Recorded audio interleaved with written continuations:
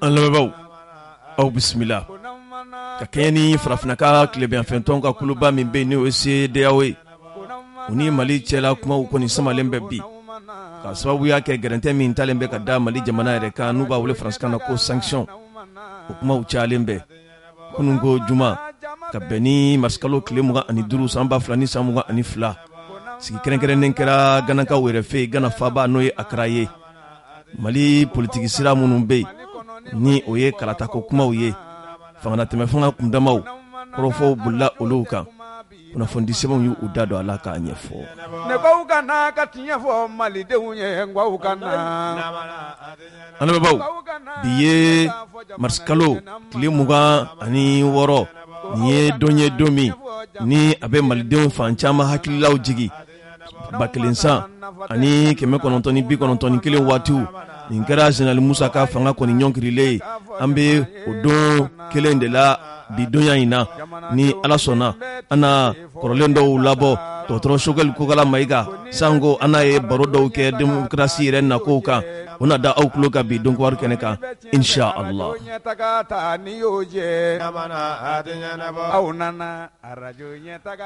lamɛbaaw min ye al-imam Mahmoud Diko a bɛ waati janbɔ a bɛ Ibrahim Boubacar Keita ka fanga kɔni firila utukalo tile 18 san 2020 waati imam Mahmoud Diko ka kumaw kun sumayara kosɛbɛ a tun sigilen bɛ ka se ka jateminɛ yɛrɛ kɛ jamana yɛrɛ taabolo kan nka ni waati laban ninnu na imam Mahmoud Diko a bɛ ka kɔlɔsili minnu kɛ a na kɛ sa jamana taabolo tɛ k'ale kɔni kun minɛ kosɛbɛ a ye kunnafoni dɔw forobaya dɔgɔkun tɛmɛnen na kunnafoni disɛnw ye lakali k'a la kunun ko fana juma a ye kunnafoni di ni ko alimami olu bɛ fɛnw faamu ye cogo wɛrɛw de la min ye duniya ko ani lahara ko olu b'a fila bɛɛ lajɛlen don ɲɔgɔn kɔnɔ imam Mahmoud Diko ka kunun ko kutuba o na da aw tulo kan bi donkwari kɛnɛ kan insha Allah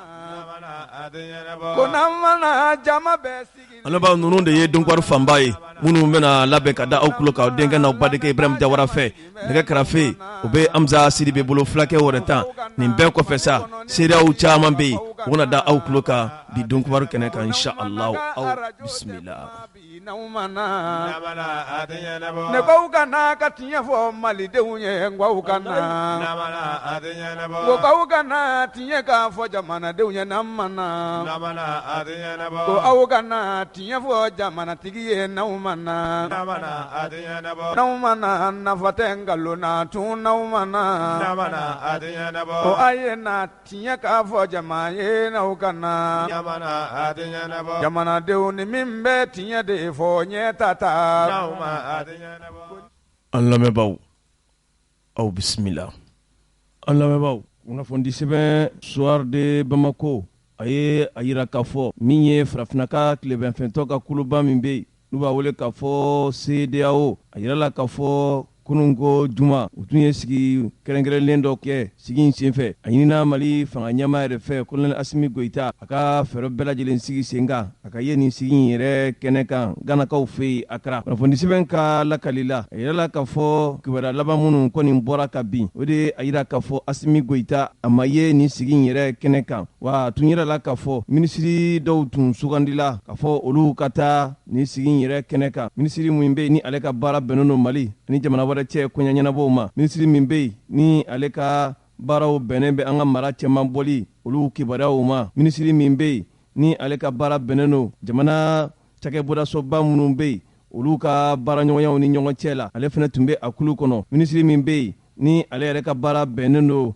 min ye yɛlɛmaba minnu kan ka kɛ jamana yɛrɛ kɔnɔ ale fana tun tɔgɔ bɛ nin taamakɛla ninnu fɛ nka a yirala k'a fɔ min ye an ka jamana faamaw ye o ye kunnafoni dɔw kɔni forobaya ka bɛn ni alamisa tɛmɛnen marsikalo tile 24 san 2022 ka yira k'a fɔ tiɲɛ don min ye farafinaka tilebɛnfɛntɔ u ka ɲɛmakulu tun ye bataki ci ka na Mali yɛrɛ fanga ɲɛmaw yɛrɛ fɛ bataki min bɛ pereperelatigɛw yɛrɛ di ka yira k'a fɔ lajɛ min bɛna kɛ farafinaka tilebɛnfɛntɔ ka jamana ɲɛmaw yɛrɛ fɛ Colonel Assimi Goïta a ka ye a kɛnɛ kan sabu lajɛ in bɛna kɛ Mali yɛrɛ politiki ko nasiraw de kan nka nin kɔrɔfɔ ninnu bɛɛ lajɛlen kɔfɛ sa an ka fanga ɲɛmaw n'o ye gouvernement ye olu ye kunnafoni dɔw forobaya kunnafoni bɛ wele faransikan na ko communiqué ka ɲɛsin farafinaka tilebɛnfɛtɔ ka kulubaw farafinaka tilebɛnfɛtɔ ka ɲɛmaw yɛrɛ ma k'u fo k'u barikada u ye bonya min ta ka ɲɛsin fanganatɛmɛ fanga yɛrɛ ɲɛma ma n'o ye k'a fɔ ka a ɲini a fɛ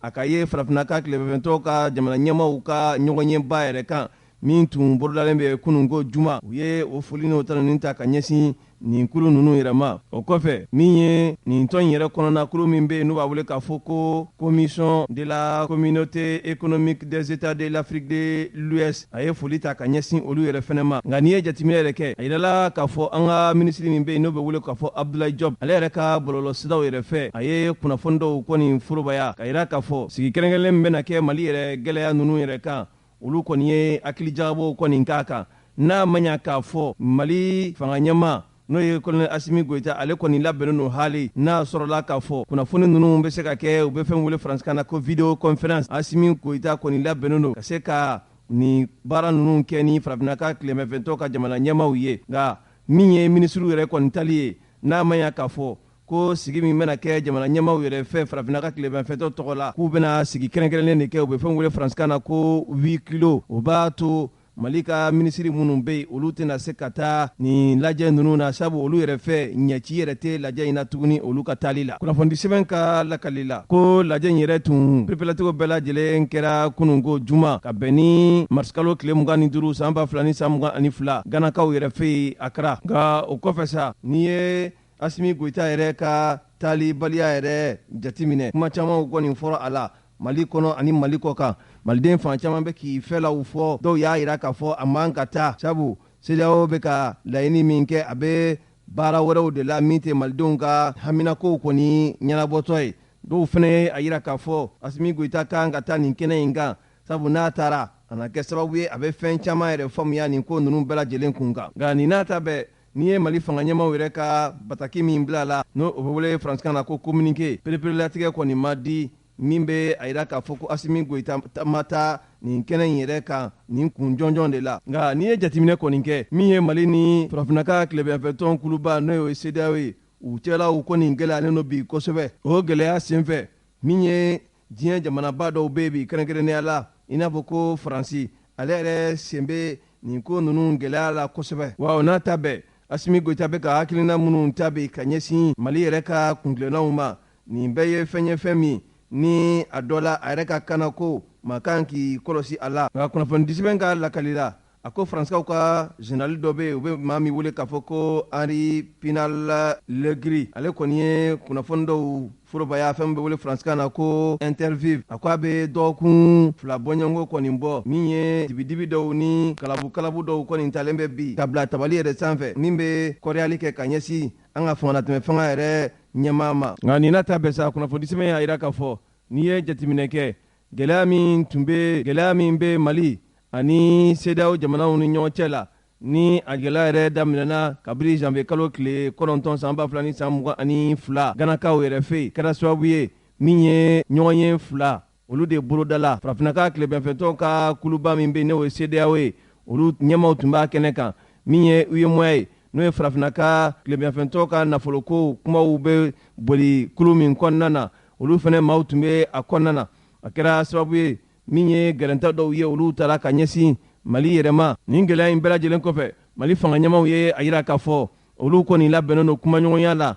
sanga ani waati bɛɛ lajɛlen na min b'a to u ni CEDEAO kɔni bɛ se ka ɲɔgɔn faamu bɛnkan jɔnjɔn kɔni na nka gɛlɛya in kɔni kun tun ye mun ye a yira la k'a fɔ min ye u bɛ fɛn wele faransikan na ko chronogramme des élections au Mali o kɔni tun kɛra CEDEAO fanga ɲɛmaw ka laɲini ye perepelatigɛw ka se ka di waati la waati min ni o ye waati bɛnta ye olu yɛrɛ ka yeta la nka nin kɔni bɛɛ kɛra gɛlɛya ye o gɛlɛya in senfɛ min ye sanction ye o nana ta ka ɲɛsin Mali fanga ɲɛmaw ani malidenw yɛrɛ ma fa a sera yɔrɔ la Mali fanga ɲɛmaw ye a yira k'a fɔ ko nin sanction yɛrɛ ye illégal illégitime nin ye fɛn min ni sariya kisɛ yɛrɛ tɛ yen min bɛ yamaruya di CEDEAO fanga ɲɛmaw yɛrɛ ma nin kɔni ye damatɛmɛ wale de ye k'a ta ka ɲɛsin Mali yɛrɛ ma a ko n'i ye jateminɛ kɛ jɛkulu min bɛ yen n'o bɛ wele k'a fɔ UEMOA olu fana ye gɛlɛya ta ka ɲɛsin Mali yɛrɛ ma min b'a to k'a fɔ Mali ka nafolo minnu bɛ yen olu ka don ka bɔ o bɛ kɛ gɛlɛyaba ye a yira la k'a fɔ ko nin ye sariya sɔsɔ walew de ye o sariya sɔsɔ walew yɛrɛ sen fɛ Mali yɛrɛ ka sariya dɔnbaganganaw n'o ye sonalidonbakuluw ye olu farala ɲɔgɔn kan ka damakasi sɛbɛn yɛrɛ ta ka taa min ye UEMOA yɛrɛ a sariya tigɛlaw ka kulu yɛrɛ kɔnɔna na ka yira k'a fɔ nin waleya min taara UEMOA fɛ nin hakɛ t'a bolo cogoya si la ka ɲɛsin jamana ma jamana min n'a ka yɛrɛma hɔrɔnyaw b'a bolo o kɔni ye fɛn min ni sariya sɔsɔ baaraw de don o hukumu kɔnɔ sa a yira la k'a fɔ min ye Mali ka nafolo minnu bɛ yen BCEAO kɔnɔna na a kɔni kɛra gɛlɛyaba ye min b'a to k'a fɔ bolo bɛ se ka da o wari ninnu kan cogoya min na damakasi min kɛra an ka josariya tigilamɔgɔw an ka sunadonbagaw yɛrɛ fɛ o jaabi kɔni nana kɛ fɛn min ni malidenw kɔni ye nisɔndiyaw sɔrɔ a la sabu a yirala k'a fɔ nin fɛn minnu taara ka ɲɛsin Mali yɛrɛ ma nin tɛ sariya ye nin ye fɛn min ni sariya sɔsɔ baaraw don wa laɲini bɛ kɛ ko in ka se ka wuli ka bɔ malidenw yɛrɛ kunna cogoya min na nin kɔni kɛra fɛn min ni maa bɛ se k'a fɔ hakilisigi ani nisɔndiyaw o kɔni caman sɔrɔla la Mali jamana kɔnɔdenw yɛrɛ fɛ kunnafoni sɛbɛn ka lakali la a ko hali min ye CEDEAO yɛrɛ ye ko yamaruya foyi tɛ CEDEAO bolo min b'a to k'a fɔ a bɛ gɛrɛntɛ ta ka ɲɛsin Mali jamana yɛrɛ ma cogoya min na gɛrɛntɛ min n'a bɛ wolo k'a fɔ min ye jamanaw dancɛw datuguli ye sanfɛ sira fara duguma sira kan ani bɛɛ ye sariya sɔsɔ min ni a bɛ don dansago yɛrɛ kɔnɔna na kunnafoni sɛbɛn ka lakali la a ko Mali yɛrɛ bɛ lahala min na bi n'i ye lakanabaliya yɛrɛ lajɛ bana min bɛ duniya kɔnɔ bi n'i ye o ta k'o lajɛ bi n'o ye coronavirus ye nin ye gɛlɛyaw ye gɛlɛya minnu fara-faralen bɛ ɲɔgɔn kan n'a yirala k'a fɔ tuguni ko farafinna tilebiyanfɛtɔn olu ka ɲɛmaw u ka nin gɛlɛya ninnu bɛɛ ta ka ɲɛsin Mali fanga ɲɛmaw ma nin kɔni ye ko min n'a tɛ se k'a faamuya cogo si la kunnafoni an y'a sɔrɔ sɛbɛn min kɔnɔ u k'a ma ko Soir de Bamako nka lamɛnbaaw min ye kununko CEDEAO fanga ɲɛmaw ye ɲɔgɔnɲɛba kɛ ɲɔgɔnɲɛ kɔni senfɛ u kɔni nan'u jɔ taabolo min kɔni kan o de ye k'a fɔ min ye kalo 12 bɔɲɔnko o de ye fanganatɛmɛ fanga kundama ye olu yɛrɛ bolo fɛn tɛ far'o kan fɛn tɛ b'o la wa o n'a ta bɛɛ lajɛlen na sa u ye a yira k'a fɔ min ye Laginɛ ni Burkina Faso ye ka tila ka kangari da olu ye kalo 1 bɔɲɔnko de b'u bolo u ka pereperelatigɛw di min b'a to k'a fɔ fanga bɛna taa sira minnu fɛ fanga bɛna kundama jɔnjɔn minnu sɔrɔ u k'olu kɛ gafe ye k'o kɛ pereperelatigɛ ye k'o bila ka taa olu yɛrɛ fɛ yen ni a ma kɛ o kɛcogo la sanction minnu b'u bolo i n'a fɔ min ɲɔgɔn kɛra Mali yɛrɛ kan u bɛna o sanction ninnu ta ka ɲɛsin ni jamana fila ninnu fana ma nka nin bɛɛ kɔfɛ min ye Maître Cheikh Umaru Konare ye an ye wulikajɔ kɛ ka taa ale ɲininka kunnafonidi sira minnu tun bɛ an fɛ yan n'o ye RFI ni France 24 ye fo ka taa se farafinna tilebiyanfɛtɔn ka kuluba yɛrɛ kɔnɔna u tun ye maa bila ka na anw fɛ yan dɔgɔkun tɛmɛnen na n'o ye Nizeriyakaw ka jamanakuntigi kɔrɔ ye Goodluck Jonathan ale nana kumaɲɔgɔnw kɔni kɛra nka bɛn ma se ka kɛ foyi kan an ye Maître Cheikh Umaru ɲininka ale fɛla ye mun ye nin ko ninnu bɛɛ lajɛlen kan min sɔrɔla a da kɔnɔ an ka jɛ ka dɔɔni lamɛn o la. Ni mɔgɔ min ɲininka e ye kunnafoni di baara kɛ ka tɛmɛ ni ye sonalidonba ye kuma min bɛ jamana kɔnɔ bi min RFI ani France 24 olu ka baara ɲɔngirili ni waati in kɔnɔ e b'a bila minɛ jumɛn kɔnɔ? N b'aw lamɛnbaga bɛɛ b'i yɛrɛ fo i b'a dɔn fɛn min ye kunnafonidilaw ka droit ye a ka di ne ye fo ka dama et de manière générale mɔgɔ ka se k'i hakilinata fɔ o ye ne taabolo ye ka kɔrɔ parce que ne yɛrɛ ye journaliste kɔrɔ d'ailleurs RFI ne tun b'a bila marche la depuis n bɛ da waati min fo ka dugu jɛ wa an ka mobili kɔnɔ RFI de b'a la nka problème dɔ de bɛ yen c'est que RFI ni France 24 m'o o jateminɛ walima u y'a jateminɛ k'u tugu k'a kɛ o de nana ni nin ko ye k'a sababu kɛ mun ye a bɛ kalo 1 bɔ Mali gouvernement ye média étranger bɛɛ wele k'a yir'u la k'a fɔ Mali bɛ guerre a ti bɛn jamana min bɛ guerre kɔnɔ journalistes ka se ka sɔrɔ minnu bɛ o guerre tɔ juguya walima ka jamana tɔ firi ka taa fɛ donc u k'u ka kumacogow dɔn parce que guerre waati o ni waati wɛrɛ mais u m'a lamɛn RFI ni France 24 dun ye Faransi ka médiaw ni n ko Faransi ka média gouvernement français de ta y'u ye état français de ta y'u ye a tɛ komi média privé mais go état de ta bon ni état ta ye olu ye olu bɛ ka na kuma façon dɔw fɔ minnu bɛ an ka autorités buruja minnu b'an ka armée buruja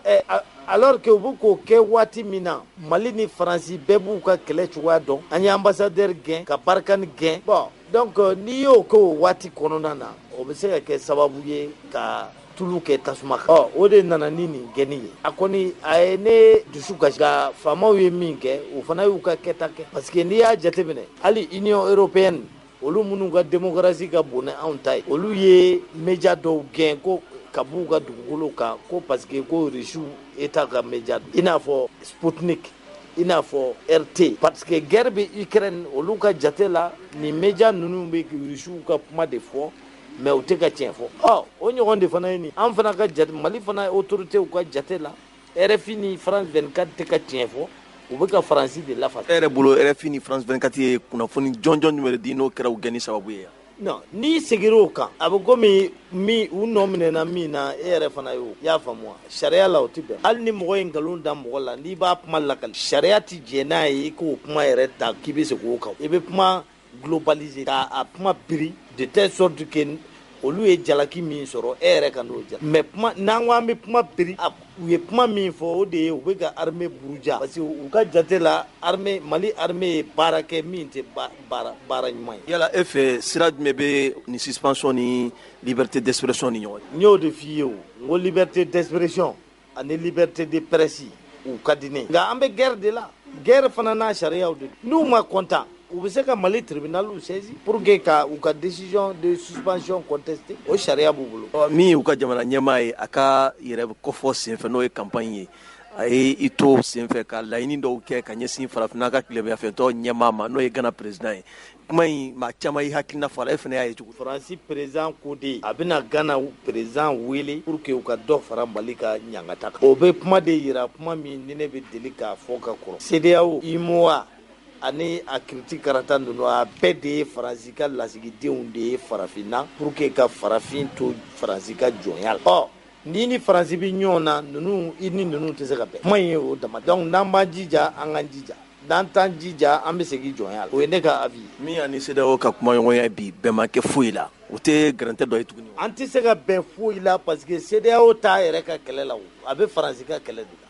Mun b'o yira la. Min b'o yira n na Burukinabew ma olu ma coup d'état kɛ CEDEAO ma taa turu cɛ ye k'a fɔ ko olu ye mɔgɔ ŋaniya ɲumanw ye ko minnu ye président minɛ Burukina ko pushisi de bonne foi ko u diinɛ n'u ŋaniya ka ɲi o CEDEAO kelen Burukina bɛ pushisiw kelen ka 3 ans de transition di u yɛrɛ ma e y'u ka communiqué mɛn i y'u ka communiqué mɛn Laginɛ yan i y'u ka communiqué mɛn yɔrɔ jumɛn ni Mali tɛ donc u tɛ transition ko ni durée ko ni élection ko la koyi u bɛ Faransi ka kɛlɛ de la ni Faransi bɛ ɲɔgɔn na i ni ninnu tɛ se ka diya ma bɛn n'u ma bɛn an bɛ to ta nin cogoya ye an bɛ cogo jumɛn de la an bɛ gɛlɛya de la mɔgɔ tɛ hɛrɛ sɔrɔ ni gɛlɛya an bɛ gɛlɛya la olu yɛrɛ fana b'a la Sénégal ye joli pɛridi Côte d'Ivoire ye joli pɛridi n'u nana faamu ko Mali bɛ fɛ k'a yɛrɛ bɔ jɔnya de la et que olu kan ka fara Mali kan u man ka fara tubabu kan o don an bɛ ɲɔgɔn faa. E fɛ an ka to nin cogoya in na. En tout cas n'i y'a dan ne ma an t'a tu ta la voilà parce que mɔgɔ tɛ bɔ jɔnya la ni sɛgɛn. An lamɛnbaaw soir de Bamako a ye a yira k'a fɔ n'i ye jateminɛ kɛ 26 mars 1991 26 mars 2002 nin ye san 30 ani san 1 bɔɲɔgɔnko démocratie a bɛ anw fɛ yan ani bi cɛ kunnafoni sɛbɛn ka lakali la a ko nin kɔni ye fɛn ye bi san 30 ani 1 n'i y'o ta o tɛ tile 30 ani 1 ye wulikajɔ min kɛra jamana kɔnɔdenw yɛrɛ fɛ waati tɛmɛnenw na min ye lakɔlidenw ka kuluba min bɛ n'o ye AM ye o n'a ɲɛmaw ka fara politiki tɔnw association jamana kɔnɔdenw gansanw o kɛra sababu ye Général Musa ale ka fanga min tun bɛ yen ni o ye sɔrɔdasi fanga ye ka se ka fu siri o dan na o kɔni kɛra fɛn ye fɛn min n'a ma dogo malidenw na a waati la kunnafoni sɛbɛn ka lakali la a ko o de hukumu kɔnɔ sa a yirala k'a fɔ politiki tɔnw kɔni nana nabila k'a fɔ ko multipartisme politiki tɔnw ka di maa mun ye k'a dayɛlɛ bɛɛ lajɛlen ka sira bi i bolo kunnafoni sɛbɛn ka lakali la a ko Mali de ye jamana ye farafinna yɛrɛ kɔnɔna na n'i ye cɛncɛnfuga jamanaw yɛrɛ ta i b'a ye k'a fɔ ni waati laban ninnu yɛrɛ kɔnɔ san 20 laban yɛrɛ kɔnɔna na min ye hali an ka kalanko yɛrɛ o tagacogo ɲuman kalandenw ɲumanw olu ka ɲɛtagakow kabini démocratie nana fɔ bi o kɔni kɛra gɛlɛyaba ye an bɛ waati min na i ko sisan Bamakɔ yɛrɛ kɔnɔna fara an ka région yɛrɛ kɔnɔna kan gɛlɛyaw kɔni sɔrɔlen don olu kow la ka sɔrɔ kunun ko ni tun ye Mali yɛrɛ jati minɛ kalanden jolenw tun bɛ bɔ Mali kɔnɔna na Mali denw ne tun bɛ taa kalan yɛrɛ kɛ jamana wɛrɛ denw kunna diɲɛ kɔ kan kunnafoni sɛbɛn ka lakali la a ko san 31 n'i ko bi i bɛ jateminɛ kɛ a kow kan maa yɛrɛ bɛ se k'a fɔ a ko kibaruyaw ka gɛlɛn fo k'a dama tɛmɛ sabu kɛrɛnkɛrɛnnenya la falaya minnu bɛ yen ni olu kɔni ɲɛɲɔna démocratie naani bi cɛ o dɔ ye k'a fɔ fanga yɛrɛ ka jɔbaliya min kɛra sababu ye ni alifatigi jɛkulu minnu bɛ yen ni olu ye wulikajɔ kɛ k'u bɛ ka sigiyɔrɔw yɛrɛ kɛ u dama jamana ye a kɛra sababu ye fanga di olu ma o kɔfɛ min ye yurugu ŋanamu yuruya nin kɛra fɛn ɲɔɲɛlenba ye démocratie nana waati min na an ka jamana yɛrɛ kɔnɔna na wa o yɛrɛ kɛra sababu ye koyi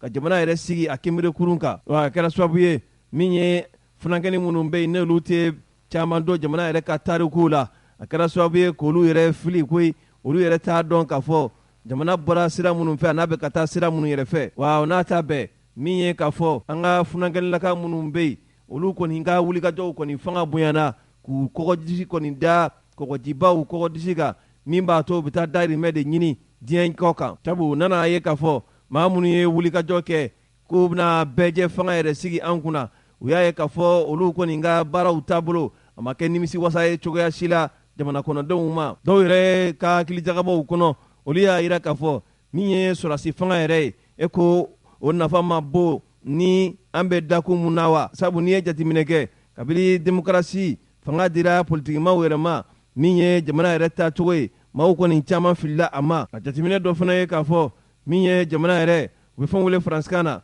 ko les compteurs ont été remis à zéro à cause de la mauvaise gestion du pays vers au nom de la démocratie min ye jamana yɛrɛ taacogo ɲumanw ye o kɔni seginna a kɔ dɔwɛrɛ tɛ koyi démocratie nali de kɛra a sababu ye nka nin n'a ta bɛɛ min ye Musa Tarawele ka fanga a ma se ka faamuya cogoya si la nin démocrate kelenw fɛ n'u tun y'u sigi ka hakilijagabaw ba kɛ u tun bɛna se ka nafabaw yɛrɛ sɔrɔ Musa ka fanga tɛmɛnen na kosɛbɛ nka nin n'a ta bɛɛ lajɛlen na sa sango ani dɔgɔtɔrɔ Sogɛlu Kokala Mayiga an ye barosigi kɛ barosigi min n'a bolila 26 mars yɛrɛ san 1991 waati ale ye mun faamuya la baara jumɛnw de tun bɛ yen Musa ka waati ni ma bɛ se ka kala turu o la baara jumɛnw bɛ yen démocratie sigila sababu ye ka min sabati jamana kɔnɔ ani a yɛrɛ fɛ bɔda jumɛn bɛ ni jamana in yɛrɛ ka ɲɛta kɔnɔna na min sɔrɔla dɔgɔtɔrɔ Sogɛlu Kokala Mayiga ka kɔrɔfɔw la a dɔnni kama an ka jɛ ka dɔɔni lamɛn o la. Mais u kun t'o fɛ parce que syndicats ɲɛmɔgɔw bɛɛ ils étaient infiltrés par les politiques ko k'olu tɛ sɔn minnu ye fanga ta après 92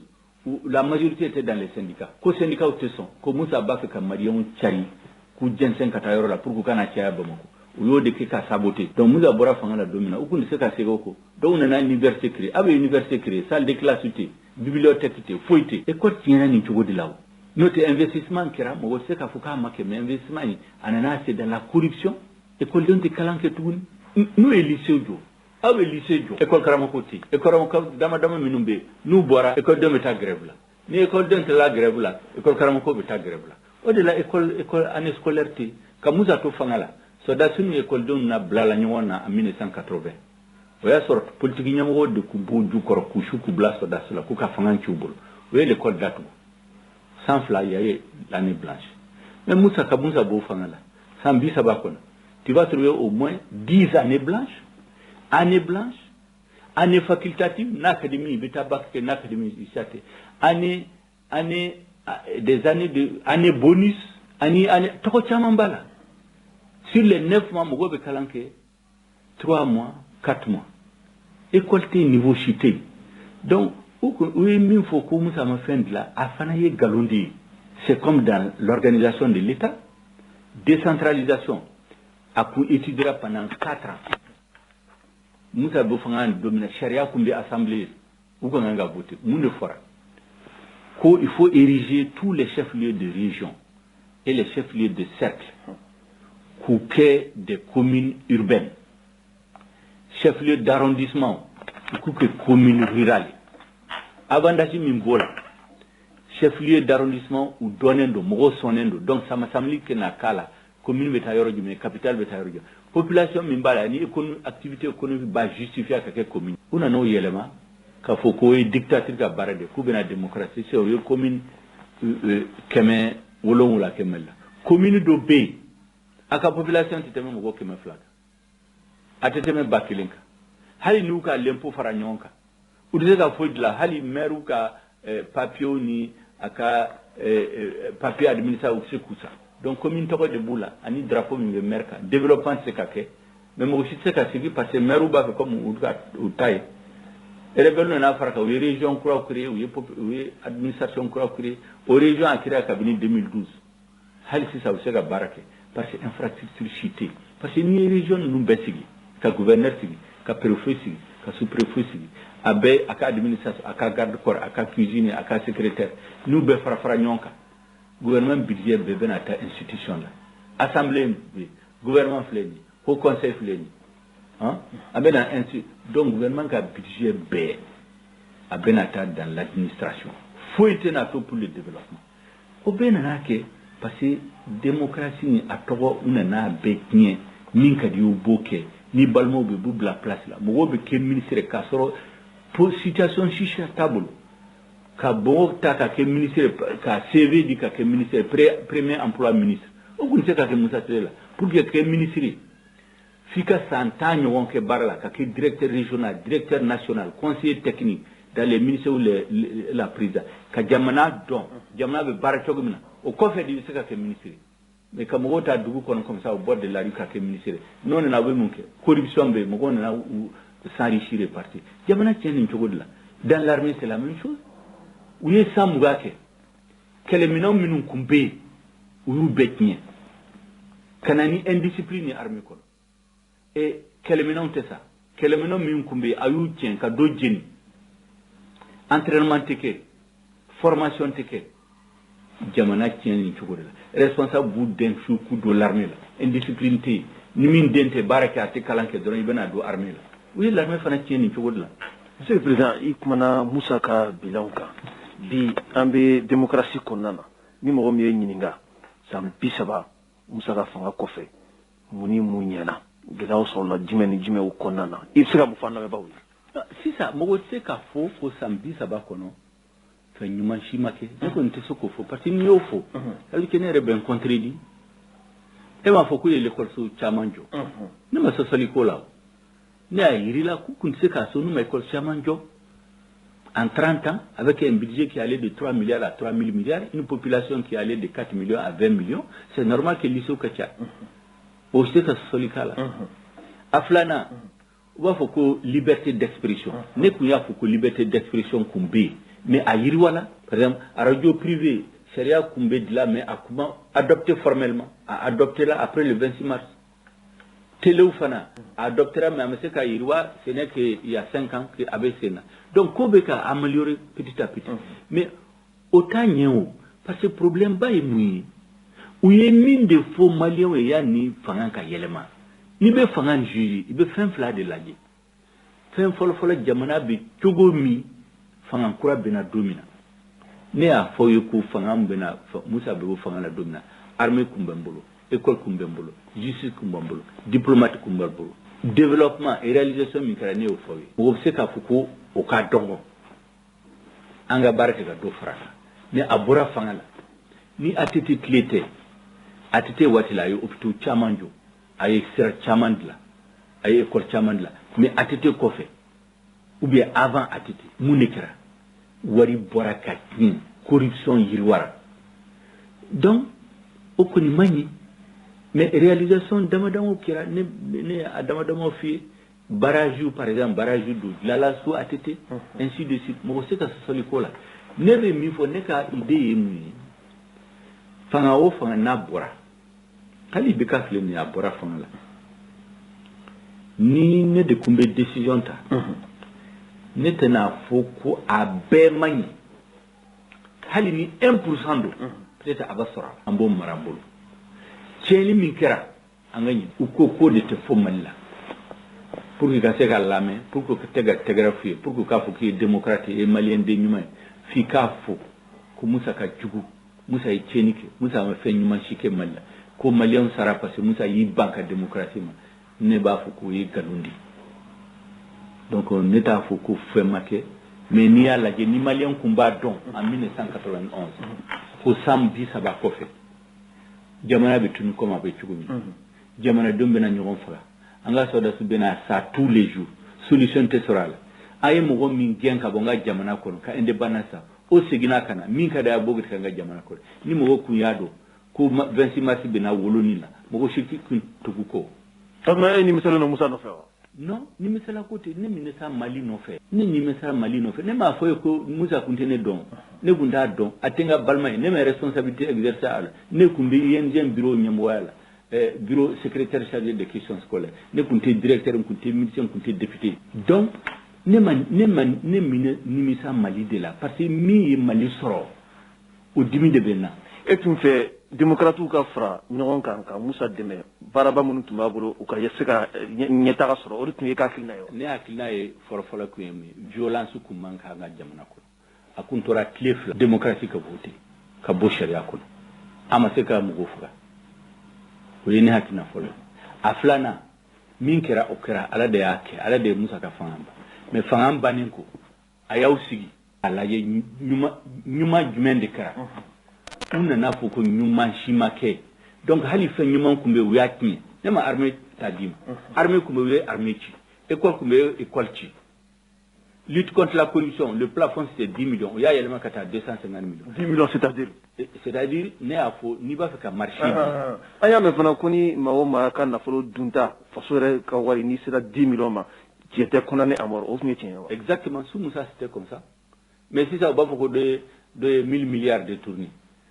faut être là. Au contraire, il vient chercher à se faire élire. Quelqu'un président ou quelqu'un député ou quelqu'un conseiller. Donc, drogue faire là ou bien assemblée qu'on a donc drogue faire là ou bien au conseil des collectivités là. Au Bekara après Moussa, sous Moussa ça peut pas se faire. Hali juge mine la corruption là, bougen kabo justice là. Juge do kumenena dans la corruption. On a pris un décret pour le radier. Moussa bina ko ya la sigi. Ni OK. Tu encourages la corruption. Donc ne ni mɔgɔw tɛ ɲɔgɔn faamu o de la quoi ne bɛ tiɲɛ de fɛ olu b'a fɛ ka bɛɛ bagabaga ka bɛɛ tɔgɔ tiɲɛ ka bɛɛ ja wuli bɛɛ ka sɔn nkalon ma ne tɛ sɔn o de ma. président i kumana Musa ka waati kan bi fanga bɛ minnu bolo i ye dɔ fɔ olu fana kan an kan ka mun kɛ bi. bi fɔlɔfɔlɔ min kan ka kɛ o ye ka diagnostic kɛ ka ɲɛ ka bana dɔn n'i ye bana dɔn o yɛrɛ ka fisa ni filakɛri ye n'i ye bana dɔn n'i ye diagnostic ɲuman kɛ i bɛ se ka fura ɲuman sigi ni ana diagnostic jugu kɛ i bɛ se fura jugu sigi o de ye Mali sɔrɔ donc faire le bon diagnostic o ye kelen c'est-à-dire sababu jumɛn de y'a kɛ Mali binna diɲɛ kɔnɔ k'u ta kelen kelen ka Musa tɔgɔ b'a la ka Modibo tɔgɔ b'a la ka Ibeka Niatete tɔgɔ b'a la mais n k'a lajɛ tigitigi a kɛra waati min na o tɛ problème mais gɛlɛya min bɛ Mali kɔnɔ jumɛn ni jumɛn de don an k'o la o gɛlɛya kana kɛ fili min sɔrɔla o fanga ninnu kɔnɔ an kana kɛ tuguni an ka disposition sa mɔgɔw bɔ n'a seginna ka a ka ɲangi immédiatement o sabanan n b'a fɔ ko l'union sacrée maliyɛnw bɛ ka bɔ da kelen fɛ ka don da kelen tous les patriotes mɔgɔ o mɔgɔ ni Mali kanu b'a kɔnɔ u ka fara ɲɔgɔn kan ka sariyaw sigi sariya fana ka bato un état c'est la force et le droit n'i ye fanga o fanga ye o ye fanga ani sariya o de bɛ hadamadenw protéger o de bɛ miskinu protéger o de bɛ les faibles fɛn tɛ minnu bolo a b'olu de protéger la force fanga a bɛ mɔgɔw protéger contre minnu b'a fɛ ka u hakilina k'u diyagoya ka sigi maliyɛnw kan i n'a fɔ terroriste i n'a fɔ bandiw i n'a fɔ mɔgɔ minnu bɛ marifa ta k'a b'a diyagoya ka hakilina ka sigi jamana. Il faut une force pour s'opposer à ça. N'an bɛnn'o kan en ce moment on regarde vers l'avenir on crée l'union sacrée et on fait ce qu'on appelle les assises de la refondation ka Mali yɛrɛ kuraya Mali kura k'u sigi ka taa kabini dugu la ka yɛlɛ ka mɔgɔw hakilina fara ɲɔgɔn kan na fo au sommet an b'a fɛ ka état jumɛn sugu jumɛn quel est le type d'état hali an ka constitution yani an ka taa France constitution photocopie kana a plaquer sur le Mali olu ka constitution u ye 100 de k'u b'u ka démocratie la Américain ka constitution bolo anglais ka constitution bolo allemand ta bolo mais en fait u tɛ baara kɛ u bɛ taa jamana do France constitution kana photocopier ka jawa ka sigi maliyɛnw kan an yɛrɛ ka jagabɔ kɛ an ka histoire an ka laada an ka laadabu an bɛ min ɲini k'an ka constitution bɔ o de la fanga be exercer cogo min nga jamana kono korole au début que quel type d'état nous voulons nena odikanga trouver aussi des dirigeants patriotes et dans la vertu, c'est-à-dire ou ka sharia bato mogo ka ke président ka to ka l'armée wari chouin ka di somro boulot au manga ke parce que ni kera président sharia yerbe ya mariadi et c'est ka ke mban lankolo ituguni ibe mundu ka furake état badima fuka bodnya kon pour que bena jamana a wari détourner ka ke fenvere donc il faut un patriote qui a de la vision, qui a des idées, qui rassemble les Maliens, l'unité nationale. Tant qu'on maquet, en mettant à regarder dans les rétroviseurs, il faut un patriote. Kodona doya ira ka faut anga segin duguma doni kalamo ka kurakuraya. Sabo an kunye demseni musaka wati. Mount Melamo tuka mna école la. Anga metru fe ambado. It mesra metri katme ifaka. Oh, olu la mo ni o fem bekena. Yala antena segin duguma tukniwa. Donc il y a un foko Mali yɛrɛ bɛ yɔrɔ min na dictature de ka ɲi Mali ma ka tɛmɛ démocrate. Démocrate de mɔgɔ minnu tɔgɔ di olu yɛrɛ ma ko démocrate patriote sincère olu ye jamana ci ni maliyɛnw bɛɛ sɔnna ma k'a tiɲɛ ne ɲɛna dictature t'a ɲɛ parce que dictature mɔgɔw t'a kɔrɔ dɔn quoi parce que mɔgɔw b'a mɔ utiliser n'importe comment c'est comme démocratie ne ɲɛna une démocratie min bɛ racine ta dans notre culture dans notre histoire a ka les racines comment on dit en bamanan a lasiri ka a ta an ga culture an ga histoire an ga ladabu ka to o la ka yɛlɛ kan ga sariyaw ni sariyaw dilala fana démocratie à la malienne démocratie en tout cas malienne il y a les principes baw be liberté d'entreprise de culture liberté de presse liberté politique o kan ga aflana ka élection ke ka nyemo sugandi nu sugandire fa nu ma barake ka élection ke ku boy mais nu ma barake nu ye wari shuen ka mo san ka to fanga la jagwa ka jamana ci alaba mena coup d'état a répété coup d'état bena dongodo ni fanga tiena ni jamana donte fanga fe ni geleya nana ka se yoro dola ni mogo fagara ni geleya mogo soro asma coup d'état bi ke odika dondola mogo ere ba labe ka fanga tien fanga tigo bolo u ka barake chogola pour que coup d'état fe kula ni be barake kanye hadama don dalembila ibe sigi kofe ka laje ni fila yoro na coup d'état te kew donc ne ko ni hakilla c'est pas la dictature c'est un pouvoir démocratique un pouvoir éclairé un pouvoir dans les mains des vrais patriotes qui rassemblent les mains pour aller de l'avant akito bala salam merci monsieur le président alamabaw na fodi sebe soir de Bamako kelen harbi aye ayira kafo minye M5 RFP o ka nyama min tumbe nuba wole France kana ko autorité morale di M5 RFP Imam Mahmoud Diko ale ka dantigɛli dɔw senfɛ dɔgɔkun tɛmɛnen na a ye kɔrɔfɔ dɔw kɔni furubaya kɔrɔfɔ in yɛrɛ a kɛra ɲɔgɔnye dɔw kɔni senfɛ ɲɔgɔnye min ni wele bilala Imam Mahmoud Diko yɛrɛ ma a tun bɛ a kɛnɛ kan a n'a kanubaw n'a jɛɲɔgɔnw ka kɛ ni Yusuf Konate ale ka fasari ye a ye a yira k'a fɔ jɛkulu min tun bɛ yen n'u b'a wele k'a fɔ M5 RFP ni o ye mouvement du 5 juin Rassemblement des forces patriotiques M5 RFP olu yɛrɛ ka ɲɛmaya tun dalen bɛ ka di maa min ma n'u b'a wele faransikan na ko autorité morale Imam Mahmoud Diko ale yɛrɛ ka kumakanw kun sumayara kosɛbɛ kabiri Ibrahim Boubacar Keita ka binni kɔni kɛra utukalo tile 18 san 2020 o waati a ka kumaw kɔni sumayara kosɛbɛ a tun ye kɔtɔrɔmabaw kɛ jamana yɛrɛ kunnafoniw wala jamana yɛrɛ kibarabaw olu fɔli kɔni kan kunnafoni sɛbɛn ka lakali la a ko ka se ka jamana kɔnɔdenw bɔ filila Mali kɔnɔ ani Mali kɔ kan min ye jɛkulu min bɛ n'u b'a wele k'a fɔ coordination des mouvements et sympathisants de l'imam Mahmoud Diko CEMAS olu yɛrɛ ka kolatigɛ ɲɛmaa yɛrɛ don a y'a sugandi sa a bɛ mangun min kɔnɔ ka se k'a bɔ mangun kɔnɔ sabu jamana bɛ lahala min na bi waati sera sa jamana kɔnɔdenw yɛrɛ damaw u ka se ka hakili jabaw kɛ u ka se ka taasi u ka se ka miiri min b'a to an bɛ bɔ nin gɛlɛya ninnu bɛɛ lajɛlen kɔnɔ cogoya min na nka Imam Mahmoud Diko kɔni ka kɔrɔfɔ la a ye a yira k'a fɔ n'i y'a ye tuma caman ale kɔni kɛn bɛ bi ka mada kɔni kɛ ka kumaw kɔni ɲɔngiri dɔwɛrɛ tɛ koyi a ye k'a fɔ fanga bɛ minnu bolo bi fanga bɛ ka taa sira minnu na bi a y'a faamu k'a fɔ min ye jamana kɔnɔden fan caman ye o b'i yɛrɛ sɔrɔ ni fanga in yɛrɛ ka taacogo kɔnɔna na o de y'a to sa ale Imam Mahmoud Diko a ye caman kɔni bɔ kuma na kɔni sigilen bɛ bi k'a kow kɔni lajɛ diɲɛma jɔlen na wa a ko min ye jamana yɛrɛ taabolo ye waati de sera sa jamana kɔnɔden bɛɛ lajɛlen ka fara ɲɔgɔn kan an ka se ka hakili jabaw ni taasiw kɔni kɛ an ka jamana bɛ lahala minnu kɔnɔ kabini waati jan tɛmɛnenw na an bɛ bɔ ni lahala ninnu kɔnɔ cogoya min na o kɔni kɛra wajibi de jamana kɔnɔden bɛɛ lajɛlen ma Imam Mahamudu Diko a ko ale kɔni haminen dɔ bi a jɔrɔlen dɔ bi k'a ye k'a fɔ jamana bɛ taa sira min kan nin ye gɛlɛyaba ye bi wa a bɛ welemada ta ka ɲɛsin jamana kɔnɔden kelen kelen bɛɛ lajɛlen ma maa o maa bɛ yen ko hakili jagabɔli ani kodɔn ni faamuya b'i la a kɛra wajibi ye bi an ka se ka jamana in kunun ko ani jamana in bilama kabini jamana in ye a ka yɛrɛma hɔrɔnya ta ka se bi ma gɛlɛya minnu bɛ jamana kɔnɔ an bɛ se ka bɔ a gɛlɛya ninnu kɔnɔ cogoya min na o kɔni kɛra wajibi de ye jamana kɔnɔden kelen kelen bɛɛ lajɛlen ma ka kɛɲɛ ni M5 RFP olu ka ɲɛmaaba min tun bɛ yen ne ye autorité morale ye Imam Mahamudu Diko a ko nin kɔni kan ka kɛ hakili ɲumantigiw jamana kɔnɔdenw bɛɛ lajɛlen ka ɲininkali de ye min bɛ a to k'a fɔ an bɛ ko in yɛrɛ la ji ɲɛma jɔlen na min b'a to an bɛ ko in sɛgɛsɛgɛ gɛlɛya minnu bɛ an ka jamana kan an bɛ bɔda jumɛnw sɔrɔ a la nin kɛra Imam Mahamudu Diko ale ka perepelatigɛw senfɛ nka aw bɛ se ka faamuyaw sɔrɔ cogoya min na ka kɛɲɛ ni kununko juma ye Imam Mahamudu Diko a ye kutuba dɔ kɔni kɛ hakilima a bɛ kuru kucɛma dɔ fuga ye kutuba min n'a bɛ kɔrɔyali kɛ ka taa duniya yɛrɛ lahalaw ma a bɛ kɔrɔyali kɛ ka taa hali an yɛrɛ ka jamana a laharabaw caman ma sabu ni ko alimami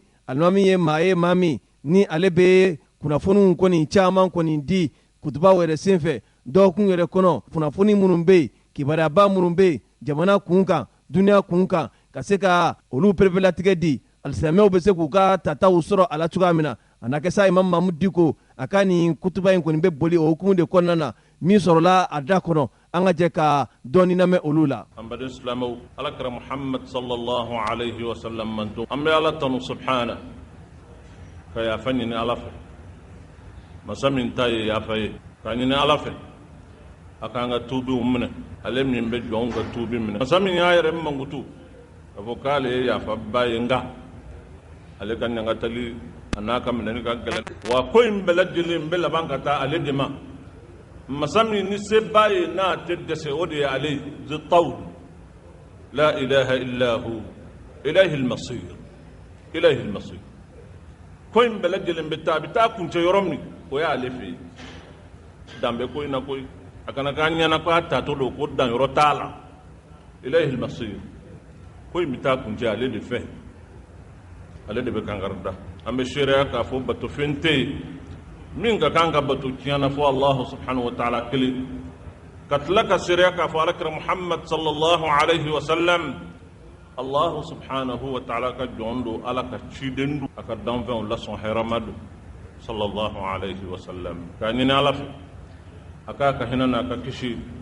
a k'o caya alakira Muhammad ka alaihi salatu wassalam a k'a caya alakira so dunge sanimaw kan a k'a caya a jɛɲɔgɔn ɲumanw kan ala ka ma yafara an bɛɛ lajɛlen ma n'o bɔra la alisilamɛw ala ye kuranɛ in di alakira Muhammad ma alayhi salatu wassalam ka kibaruyaw don a kɔnɔ manto minnu tɛmɛna ko min kɛra diɲɛ in kɔnɔ ani min bɛ sɛnsɛn ka na ani diɲɛ kɔfɛ fɛn min bɛ kɛ k'a bɛɛ kibaruya fara ɲɔgɔn kan k'a di kira ma kuranɛ in de kɔnɔ o kuranɛ de b'an bolo o kuranɛ in kɔnɔ Allahu subhanahu wa ta'ala a b'an ladi ko dɔw bɛ fɔ an ɲɛna ladilikanw don kari ni kari nin kɛr'u la nin y'u sɔrɔ a y'u sɔrɔ ka da fɛn min kan o ye nin ye n'o fɔr'i ye n'i ye hakilima ye i ka kan k'a dɔn k'a fɔ k'i ladilal de wa ladilikanw don n'o tɛ ziirinkaw tɛ kuma kɔrɔw tɛ min bɛ lakali kuranɛ la ten kuranɛ t'o ye a nana de ka na maaw bilasira o tuma fɛn o fɛn bɛ fɔ a la a bɛɛ ye bilasiralikan de Allahu subhanahu wa ta'ala ko lu'ina alladhina kafaru min bani isra'il bani isra'ilakaw maa ɲumanw tun don cidenw bɔnsɔnw tun don maaw don ala ka kibaruyaw bɛ na u ma ciden caman nabi ɲuman caman bɔr'u la ala ko o bani isra'ilakaw maaw b'u la ala ye minnu danga ka da u ka banbantiya n'u ka kafiriya kan u dangana dawuda nɛnkun kan k'u danga isa nɛnkun kan nka u danga kun ye min ye o fana fɔra kuranɛ in kɔnɔ jango a ka k'an ma taasi bila ye zalika bima asaw wa kanu ya'tadun u danga kun ye jumɛn ye maaw don ala kotala waanɛw don wa dansago bawdo dandula tanatula dhalika bima asaw wa kanu ya'tadun ube ala soso utadawma danwo dambe uba besago dan rotula dante ma minna dambe tila dante ma o mala dambe tal dambe koroy joro de bila adamadin ala kobe kula itoke kobe kula itofo o de dambe tigiyu dante ma o mala dambe tila kanu la yatanahawna an munkarin fa'al ala ko fem flam min be min yato ala funu koro ke ma danga towe o kunte ñogon bali foyila min ye kujugu ye si tɛra fo si ye an kana nin kɛ walima an kana nin fɔ kanu la yatanahawna an munkarin fa'alu ala ko ni hadamaden minnu jogo kɛra cɛjuguyara sa dɛ labisa ma kanu fa'alu ninnu ta yin cɛjuguyara o kuma ni hadamaden y'a tabiya n'a yɛlɛmana ka kɛ ten o ye tabiyaw la kojugu ye min bɛ na ni ala ka funu banbali ye min ni adamadenw donna ɲangata dɔ la u bɛ bɔ sini u bɛ tila ka don dɔ wɛrɛ la o de la a nana kumakanw na minnu bɛ sɛmɛ ka taa alakira ma alayhi salatu wassalam a dɔ ye jumɛn ye kiraba in ko alayhi salatu wassalam la tazalu hadhihi al-umma tahta yadi llahi wa fi kanafi nin manto min filɛ nin ye minnu bɛ danbe ka taa alakira ma alayhi salatu wassalam u tɛ fara abada ala ka dɛmɛ ni ala ka kɔlɔsi a b'u nɔfɛ u bɛ yɔrɔ yɔrɔ ودنا كوكولا ما لم يمال قراء وما لم يزكي صلحاؤها فجارها ما دام من يربك كلانجه كلام نو دي كودون نبلا سرالي نو تكلامو نو ماجي ويمين غلان كو بلا كرف ما من بي ني ماو حكلا كولو دي ني ماوي nulu yele manaka ke jelu ye katugu mawko mamunu ye fujaru ala kotala wanu dante mamunu na ala kotala kabla uluno wa ma lam yuhan yaraha shiraruha mamunu be nin mawndo mando in la jugman de be bla ulula misri tabalu ulu de be misri tagabaw ulu lagush jakabo balu ulu de be jakabolaw ulu lagush ni mange balu de be yele meka ulu lagush ko no kara fa idha fa'alu dhalik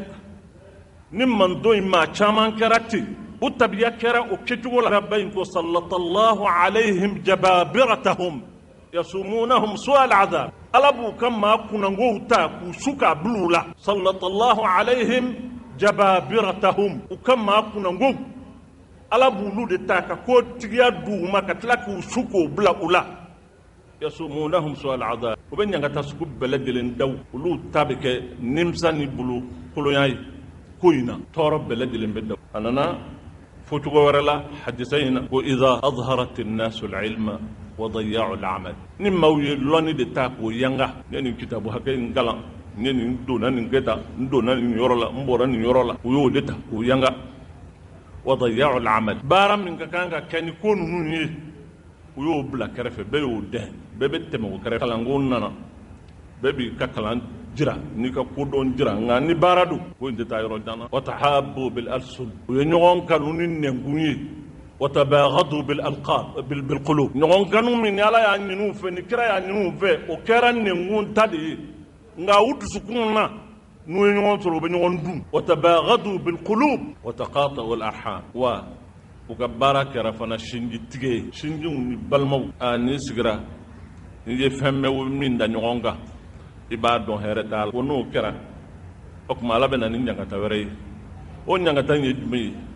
fa asammahum wa a'ma absara abu tlogere utilla deli kamme tugun imam me ni yamme ni ma famu imam me wa a'ma absarahum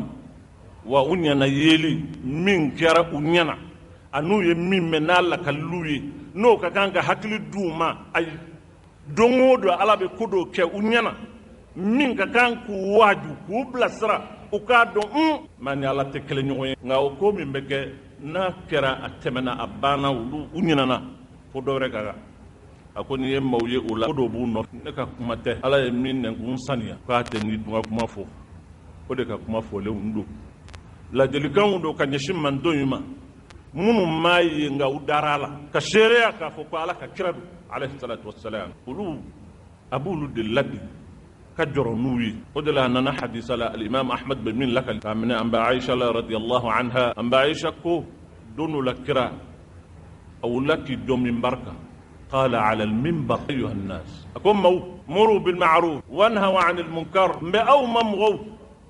أي نغون يا مريا نينو مانيه أكا نغون فتن يكابو كجوكا أيو كجونا كبنا ما سيورما على دمي يورو أكا نسو مد أكا نسيجفا كسي أو يورما نكو نزرا على دمي يورما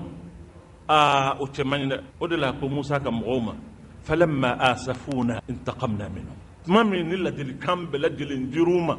واجل تشوف بلدل انجرا فرعوننا كمغوما جنوكا سمي غاني بلا آسفونا انتقمنا من منك كان يغتلا أن يعدوا وأن يكركو كان يغم فتنك بوكو جوكا سنة كتاسي يورولا سنة كسي على ويلي توجعني قبل أن تدعوني فلا أجيبكم وتستنصروني فلا أنصركم وتسألوني فلا أعطي سنة كتاسي يورولا أبن ويلي كولينا أنتاو جامي أبن من ينفع وأنتاو دمي أبن دلين تاوزون أيا جيجا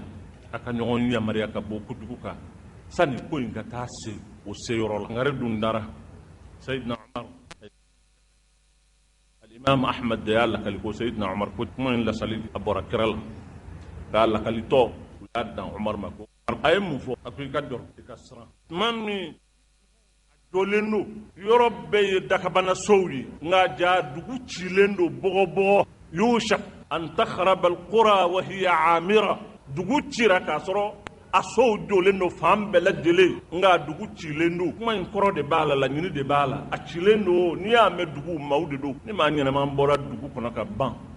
ma sani ma umbana dugu kono ka ban o te dugu chile so munu mbala o yedme yo shotuma dola abena ke do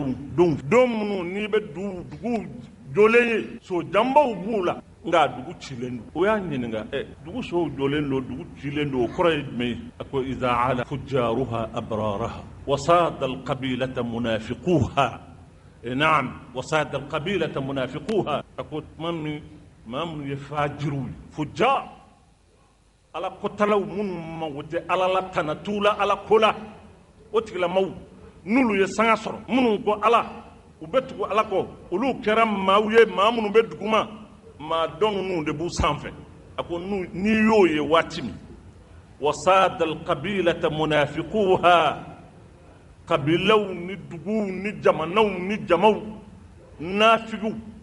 ولو de kera kotigiwi niyo ye domi ka do dugu jole no nga chira wasad al qabilata munafiquha alama dem min demal wate sameni ngalon tigeligi ka daira la ka dama werla ni ye fen kalfo la ka dla obedlawa ladria an klenia ka kan ka femunun dla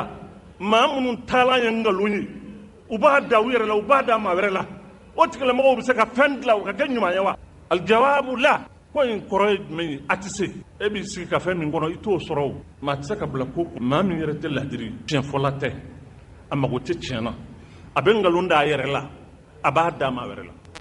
o jorotala sarantala otikala mo ka fenda ma ka ladiri an tlenia aninyuma ya ako sabati ula abise ko kewa tise faqidu shay la yu'ti من دمين بلو تسكو دي موما ودلعون كراية كنغردا أكو إذا أسند الأمر إلى غير أهله فانتظر الساعة أكو مبوما مثلك عفونينا لدي غاندو نايكوتا من نام أنا أقوله بملء فيا نكو ديرام ما من نام أكما ياسكي أكاسكي ناي كوين تشين تودو أحلقي تودو أتشي تودو على كرادي كوتي عليه الصلاة والسلام نيبت ينيني ni ko dingalun tigalama abedlawa ni bella driani tlena de ni odi jamfa duma akobe dlawa hada madem min amagota dala kana nyani vo ni horo nyani islameye ta fenore pochini amalwa bena no te mamina obe ko dlawa tadlaw هذه هي الحقيقة نبي حقيقة من نبي ويوي وكرا سببه سكت العالم وأصبح الحليم حيران من ما أدن ويمكن دادن amni ko dama ni famu ya kala ibe ke ikamana bwanendu hayran ibe tammi ngam bo ibe todila barsa ibe ko kono ko mi ni mi no rotala bla rotala ni la ban tugo kero yi no kuma ma yi anga fam ni nyata mi soro wula de bo di ni mami ima ko te kula wa inne bebe sranya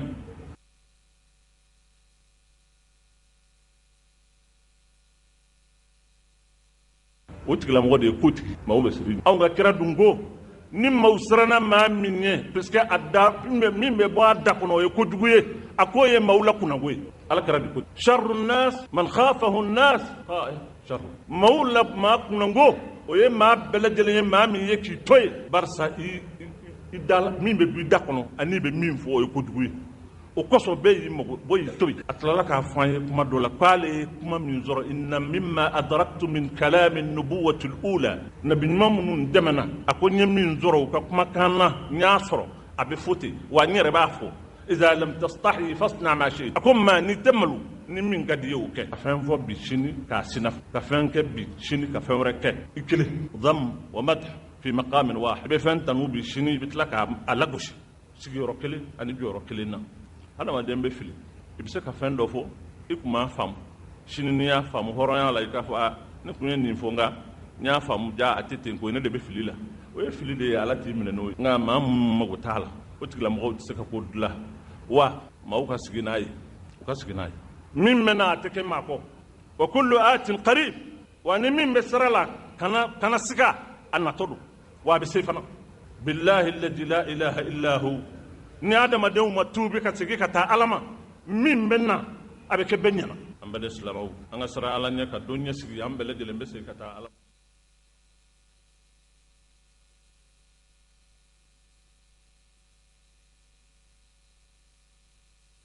nka masa in ka sani o a ye maa min minɛ i nɔ b'a la san'o cɛ an ka tuubi ka taa ala ma n ye kuma min fɔ n bɛ segin a kan wa kuma in ye n sɛbɛ kuma ye ni e tɛ ni maa wɛrɛ tɛ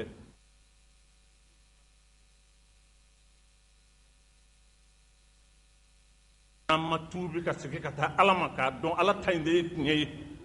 an k'an sigi anw b'a ɲini tɔɔrɔ ninnu a ka wuli ka bɔ an ka ni fɛɛrɛ ni dabali minnu ye ayi o t'a ɲɛ ana uminu bihada wa aquluhu sarah n dalen b'o de la wa n b'o de fɔ koyi n b'o de fɔ a jɔrɔ tɛ n na a siran tɛ n na i y'a yɛlɛmɛ k'a kɛ hakilina o hakilina ye o y'i kungo y'i bolo nka ne b'a faamu cogo min na n dalen b'a la n dusukun na cogo min na n b'a fɔ ten wa sawabu min indillah nin bɛnna sababa ma a bɛ fara ala de la n'a kɛra cogo wɛrɛ la ŋaniya min bɛ na ala y'o dɔn o ni min ka kan ala b'o kɛ k'a ɲini ala fɛ ya rabbi ala k'an laban ɲɛ ala ka hɛrɛ k'an ye ala ka tuubi nɔgɔya an ye ala ka tuubi nɔgɔya an ye ala ka tuubi nɔgɔya an ye ala ka tuubi nɔgɔya an ye ala ka tuubi nɔgɔya an ye ibadallah أكثر الصلاة على النبي الحبيب صلى الله عليه وسلم يقول المولى تبارك وتعالى إن الله وملائكته يصلون على النبي يا أيها الذين آمنوا صلوا عليه وسلموا تسليما اللهم صل على رسول الله اللهم صل على رسول الله اللهم صل على رسول الله السلام والله سبحانه وتعالى كما يكانوا ala ye nin sariya min kɛ adamaden wasa i k'a dɔn minɛ yɔrɔ t'i la n'o bɛ se ka k'i ma kisi ye fo n'i tugura alakira alayhi salatu wassalam k'i ka salatu caya kiraba in kan sallallahu alayhi wa sallam ala k'a nɔgɔya an bɛɛ lajɛlen alisilamɛw balawu ɲɔnina dɔ ye saraka bɔ ye ka saraka bɔ a bɛ balawu ɲɔni a bɛ banajuguw ɲɔni fɛn sidɔnbali minnu bɛ cun adamaden kan saraka ɲuman bɛ kɛ sababu ye ka balamini i n'a cɛ an y'a fɔ misiri la juma tɛmɛnen an bɛ se k'a ka nin juma in na laada de don ni nin waatiw surunyana an bɛ fɛnw fara fara ɲɔgɔn kan k'a bila ni sunkalo ala y'a jira an kɛnɛ na a bɛ tilamaw ni ɲɔgɔn cɛ waati ka gɛlɛn maa minnu ma an b'a dɔn k'a fɔ ko waati ninnu ka gɛlɛn nka kow ka gɛlɛn waati min adamaden ɲumanw ka ko bɛ dɔn o waati de alakhyar maa minnu ye ɲumanw ye a bɛ dɔn o waatiw de o de ye ala ye maaw ma barama kuranɛ kɔnɔ wa yu'thiruna ala anfusihim walau kana bihim khasasa tuma dɔ la degun b'u kan nka maa min t'a dɔn yahsibuhum jahilu aghniya min at-ta'affuf maa min t'u kɔrɔ dɔn e yɛrɛ ɲɛna fɛn bɛɛ b'u bolo ayi ka danbe to i la k'a dɔn n bɛ se ka kɛ cogo dɔ la nka n fana ka fisa o kow de b'a to adamaden bɛ degun dɔ to i la ka ɲuman dɔw kɛ o de bɛ ɲumanya jira o de bɛ ɲumanya jira kuma an k'an hakili to o la ya rabbi ala k'u bɛɛ lajɛlen kɛ sababu ɲuman ye an ka jamana bɛ degun ni tɔɔrɔ ni ayiwa fɛn minnu na ya rabbi ala k'a ɲɔni k'a bɔ yen jamana ala k'a basigi sababu ɲuman min b'a to nin jamana in a bɛ bɔ nin kɔlɔbɔ in na a se bɛ ala de ye k'o kɛ masa kelen in de bɛ se ka sira don jamana in kɔnɔ min b'a to hadamadenw bɛ tɔɔrɔ min na o bɛ bɔ a la ya rabbi ala m'o kɛra ya rabbi ala m'o kɛra ala ka lafiya d'an ma a ka hɛrɛ d'an ma a k'an laban ɲɛ وصلى الله على محمد وآله وصحبه وسلم وآخر دعوانا أن الحمد لله رب العالمين. أنا بابو نينتوني إمام محمود ديكويه أيه كرفو منو فو ما جيجيا كفو أو يفهم يو سرو الله nga nin kɔfɛ min ye essence yɛrɛliko kumaw ye a kumaw cayalen bɛ essence dɔrɔn tɛ koyi hali gasoil bilama k'a to 116 la ka na fo 150 essence nana fo 150 ni tama fila bɔɲɔngo Abdoulaye Kanta an kɔni laban bɛ mobulu jɔ fɔlɔ k'an ka ciw kɛ sen na ni essence jiginna waati min na an na taa tɛmɛ n'a ye n'o tɛ n'i ye 1000 wala 2000 k'a la i taara dugu kɔrɔ ka na i b'a ye k'a fɔ urusi de mɛnɛna o tɛ fantan baara ye koyi nka min ye transporteurs ye olu ka kulu yɛrɛ kɔnɔna na u ka kuma lasela n'o ye Modibo Dumiya ye an ye wulikajɔ kɛ ka taa ale ɲininka nin ko in nana nasira jumɛnw fɛ transporteurs olu jɔyɔrɔ ye mun ye a la sabu bɔlɔlɔ yɛrɛ sanfɛla la n'i tun ye jateminɛ kɛ sɛbɛnfura dɔw forobayara ka yɛlɛma dɔw don min ye duguw ni duguw taa wariw la kariw yɛrɛ kɔnɔna na Bamakɔ Kayi Bamakɔ Segu Bamakɔ Sikaso ani yɔrɔ caman olu kɔni furancɛw a kɛra wari caman ye koyi dɔw ye a yira k'a fɔ 100 wala 200 wala 300 o donna yɔrɔ dɔw ni ɲɔgɔn cɛ la min ye Modibo Dumiya ye an ye ɲininkali min sɛmɛ a la nin ko ninnu sababuya la an ka jɛ ka dɔɔni lamɛn o la. Ne tɔgɔ Modibo Dumiya ne bɛ Bamakɔ mobilitigiw ka tɔnba bureau belebele b'a la n'o a bɛ fɔ o ma ko bureau national ne ye chargé à la communication de ye o bureau la ne de fana bɛ kunnafoniw cari mobilitigiw ni gouvernement yɛrɛ ani bɛɛ ni ɲɔgɔn cɛ. An y'a ye k'a fɔ nin waati laban ninnu na min ye essence ni gasoil ye olu prix yɛlɛnna kuma caman fɔra a la nka ko a bɛ maa minnu concerné directement o ye aw mobilitigiw ye a bɛ se ka mun fɔ bi ni prix yɛlɛn in tagabolo la. Bon prix yɛlɛn in kɔni tiɲɛ yɛrɛ la depuis ne yɛrɛ ye mobili baara daminɛ n b'a fɔ k'a ka ca ni san 30 ye an ma deli ka ni ɲɔgɔn prix yɛlɛn sɔrɔ essence la fɔlɔ ne yɛrɛ kɔni ka mobili baara kɔnɔna la nin y'a fɔlɔ ye. Bon komi jamana yɛrɛ fana bɛ bolo min kan sisan an t'an yɛrɛ bolo fɛnw caman bɛ yen bon anw dun fana ye mobilitigiw ka lasigidenw de ye bulon kɔnɔna la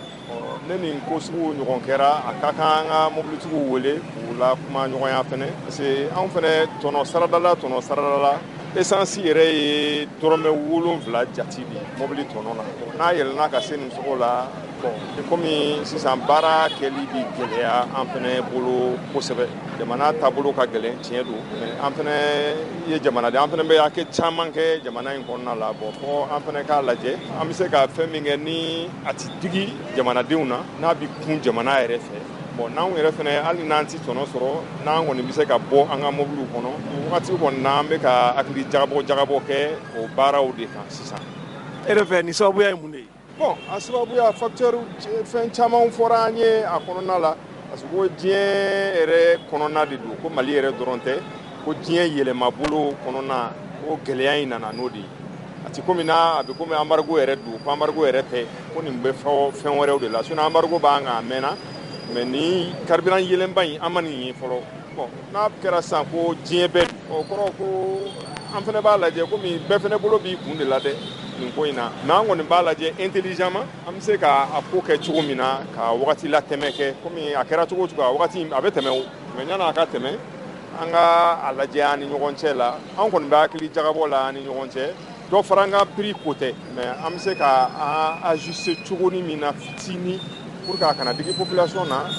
an kɔni bɛ welewelew dali la an mobilitigiw ni ɲɔgɔn cɛ la pour que an bɛ se ka bɛnkan sɔrɔ o ko la cogo min na. donc komi a kɛra cogo cogo dɔɔni bɛ se ka fara transport sɔngɔ kan. a kɛra cogo cogo a bɛ se ka dɔɔni réajustement in kɔni a kɛra cogo cogo fɔ k'o kɛ komi CMCR la an fana ka rôle ye an tɛ régulation ye parce que état régulation in b'ale de bolo mais suggestion ɲininkali kundaw de bɛ kumaɲɔgɔnya b'an ni gouvernement ni ɲɔgɔn cɛ an tɛ foyi kɛ n'an m'a f'u ye an fana ka rôle ye an kɔni bɛ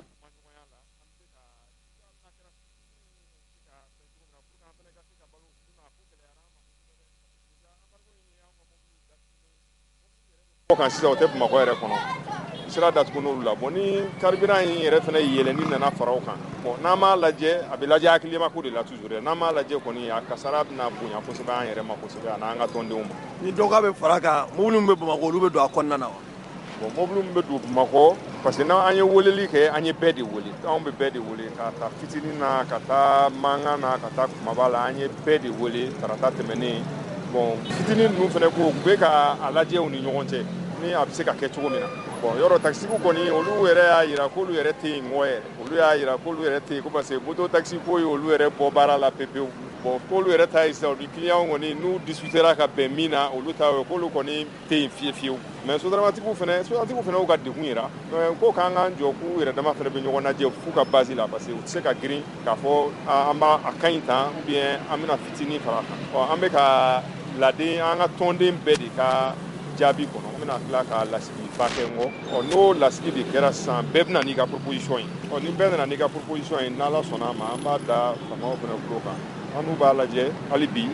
intelligemment hakili ko de la a bɛ taa cogo min na n'Ala sɔnna a ma an b'o bolo de kan. Nka nin waati laban ninnu na an ye gafe dɔw forobalen bɔlɔlɔ sanfɛ min ye région passé Kayi, Segu, Mopti, Sikaso ninnu aw b'olu kalama wa? Bon o gafe o bɔlɔlɔ kan o gafetigiw kɔni b'u yɛrɛ de parce que syndicat ka rôle tɛ kumaɲɔgɔnya ye jamana ko la n kɔ yanni o gafetigiw kun ka gafe bɔ u bɛna anw de fɛ yen n'o gafe tɛ bɔ ten o anw t'o kalama gafe tɛ bɔ ten o hali ne bɛ ka réaction min fɛ gafe tɛ bɔ ten dɛ prix ye fɛn gɛlɛnmanba de ye fɔ a dɔnnibagaw yɛrɛ de ka sigi a kunna k'a lajɛ k'a fɛsɛfɛsɛ kosɛbɛ a bɛ kɛ cogo min na mais ka prix dɔ fɔ de k'an bɛ fɛ ko nin kɛra an kɔrɔ an bɛ dɔ fara a kan o tɛ ko jɔlen ye dɛ anw tɛ foyi kalama o gafew la an yɛrɛ y'a ye bɔlɔlɔ kan komi bɛɛ y'a ye cogo min na an yɛrɛ ɲininkala la mɔgɔ caman fɛ an y'a f'u ye n ko anw t'a kalama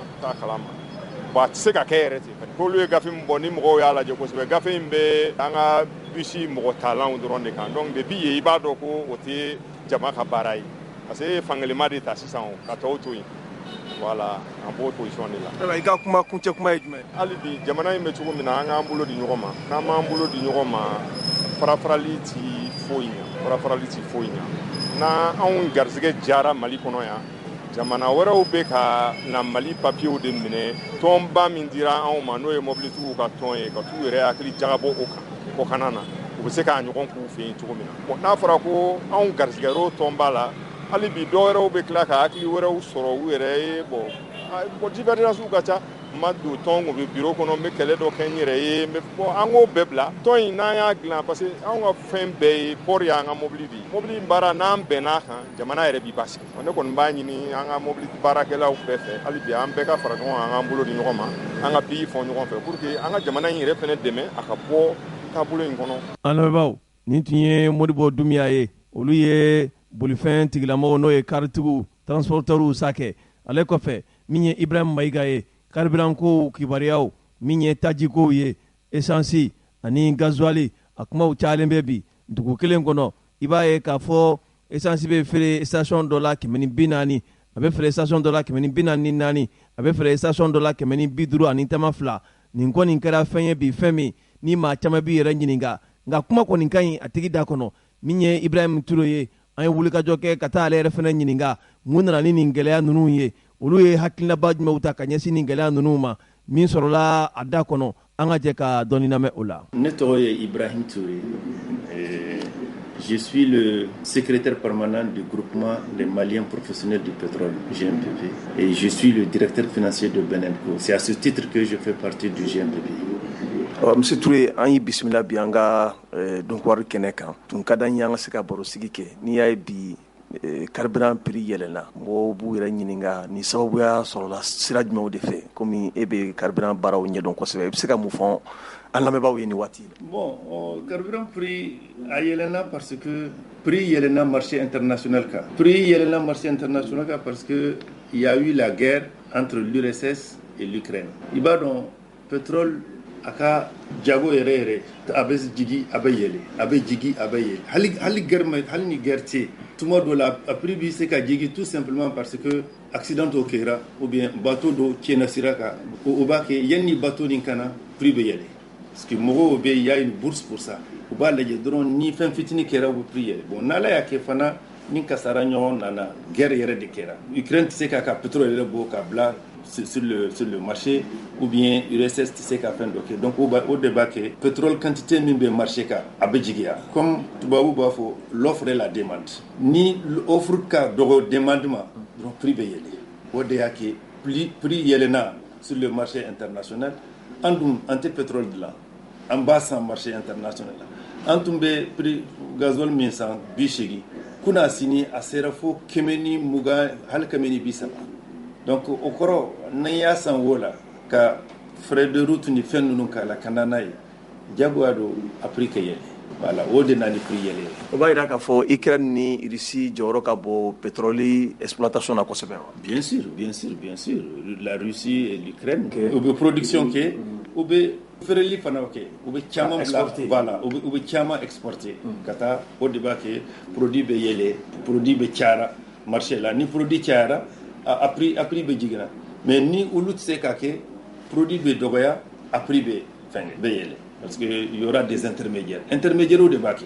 et puis c'est que nani bateau c'est ça ne ba do ne information mi ka foko sikaso segu obe pétrole tala ne bi ta bes mo minum ba faire sikaso ni segu ni muti mo ma keme dotu bolo abene kelen bolo ne bi se ka foko ba faire keme ni muga da yoro tulaw jagwa du kasa pour que ulu fana ka se ka faire liko o débat que pétrole prix be se ka yele halani fin vérité ni deux grands pays de producteurs de pétrole qui sont dans le business du pétrole, nous, s'ils ont des problèmes, ça joue sur les fluctuations de prix du pétrole. Nga mogo chama bi yere nyininga ka fo prix tun fora mi kemeni bidru ni tamafla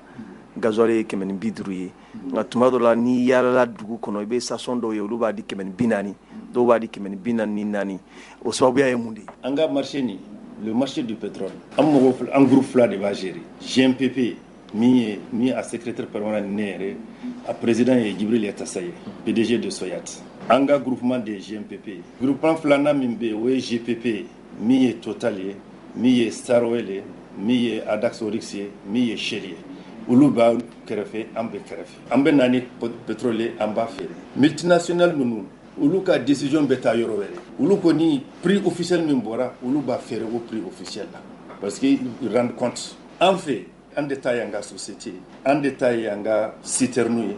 en de benani produit et anyi malien fana état ba autorisation di aya foko gazole kanga fere kemeni bi duru ne dorme fla oui prix mi mogosite ka temaka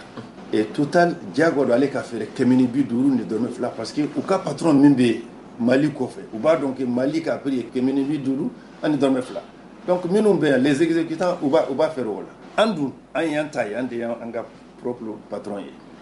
kemeni bi duru ne dorme fla o tien mais comme ne bise ka dobo nga transport la nga citernu ya netai nga tonyo fana état et gouvernement et tonyo min dinema mbise ka dobo la pour que ka dobo anga mo parce que ambe malien nos compatriotes ka dobo ou ka souffrance là en bas foko bon wele ke anga muga soro tonyo la ambise ka dorme duru wanga muga la pour que anga prix jigini dorme duru o de ba ke en fait prix bébé ne bise ka foko ne be dorme nani jigi nga tonyo la donc ne ba faire kemeni binani do were ba foko no ne ko ni franchement c'est ni bene bolo si je les ai déjà nyuka wodi saraka ba ambise ka dorme tan jigi nga tonyo la ale bisa ka faire kemeni bi muga kemeni muga ou bien kemeni bisa o de ba ke prix be jigi yoro chama prix te kelen sinon fin vérité qualité kelen de bambolo do be an yere do be mbassa ani total ni shell be bassa yoro kelen abe be bo bargon kelen la anga citerne fana de ba beta kana parce que citerne te total bolo ati shell bolo ande ba be transport ki abe bo yoro kelen citerne kelen de ba transporter ambenadi mais prix be diminuer parce que ambse ka décision ta kanga tonyo jigi ambse ka décision ta ka do bonga transport la au débat que ambse gasoil ni essence faire prix mi ka dogoni gouvernement est privé et amboke fana pour montrer notre citoyenneté pour montrer que ambenga jamana fe ambenga jamana mogo deme ukana digu ko jugu anga tonyo amba clan anni uluchi nga ibe fe ka fo munumba fo ko essence min prix ka nɔgɔ ko b'a ɲagami tuma dɔw la ka pétrole wɛrɛw k'a la wala ka fɛn wɛrɛw k'a la ko dɔw yɛrɛ b'a fɔ ko multinational ninnu k'olu ta de ka ɲi ka tɛmɛ an ka essence feerelaw ta kan yala nin kuma in e bɛ fɔ ko nkalontigiya de wa? Non, tu sais o ye publicité ye. Multinational ninnu u bɛ publicité caman kɛ k'a fɔ ko u ka produit bɛ tan u bɛ tan. Bon, consommateur ninnu olu fana t'a faamu. C'est vrai que multinational ka produit ka ɲi mais produit min b'u bolo o de b'an bolo. Tuma dɔw la an yɛrɛ de b'a feere u ma u b'a feere u ka station la. dɔw yɛrɛ tɛ sɔn ka taa sanni kɛ aw ka station na ko parce que ko dɔw ninnu ta ka ɲi n'aw ta ye. Non, parce que u t'a faamu de. n'aw ma communiqué caman k'o kan. Non, an bɛ communiqué kɛ u t'a faamu de. Mɔgɔ si tɛ se ka essence ni pétrole ɲagami ɲɔgɔn la parce que tɔɲɔ t'a la. Ah chérie.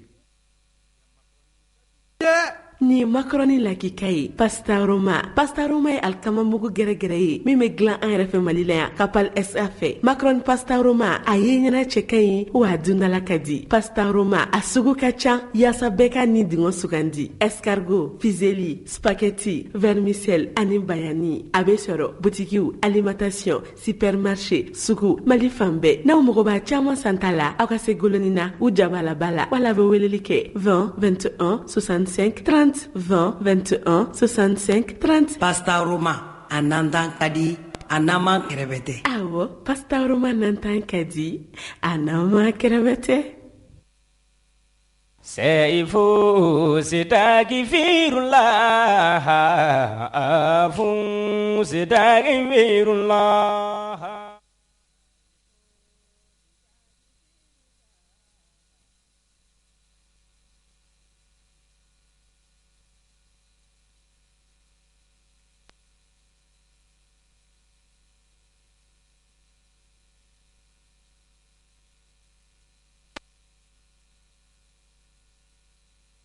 Ni ye structure de prix ta essence ni pétrole u bɛɛ bɛ droit kelen u bɛɛ bɛ kelen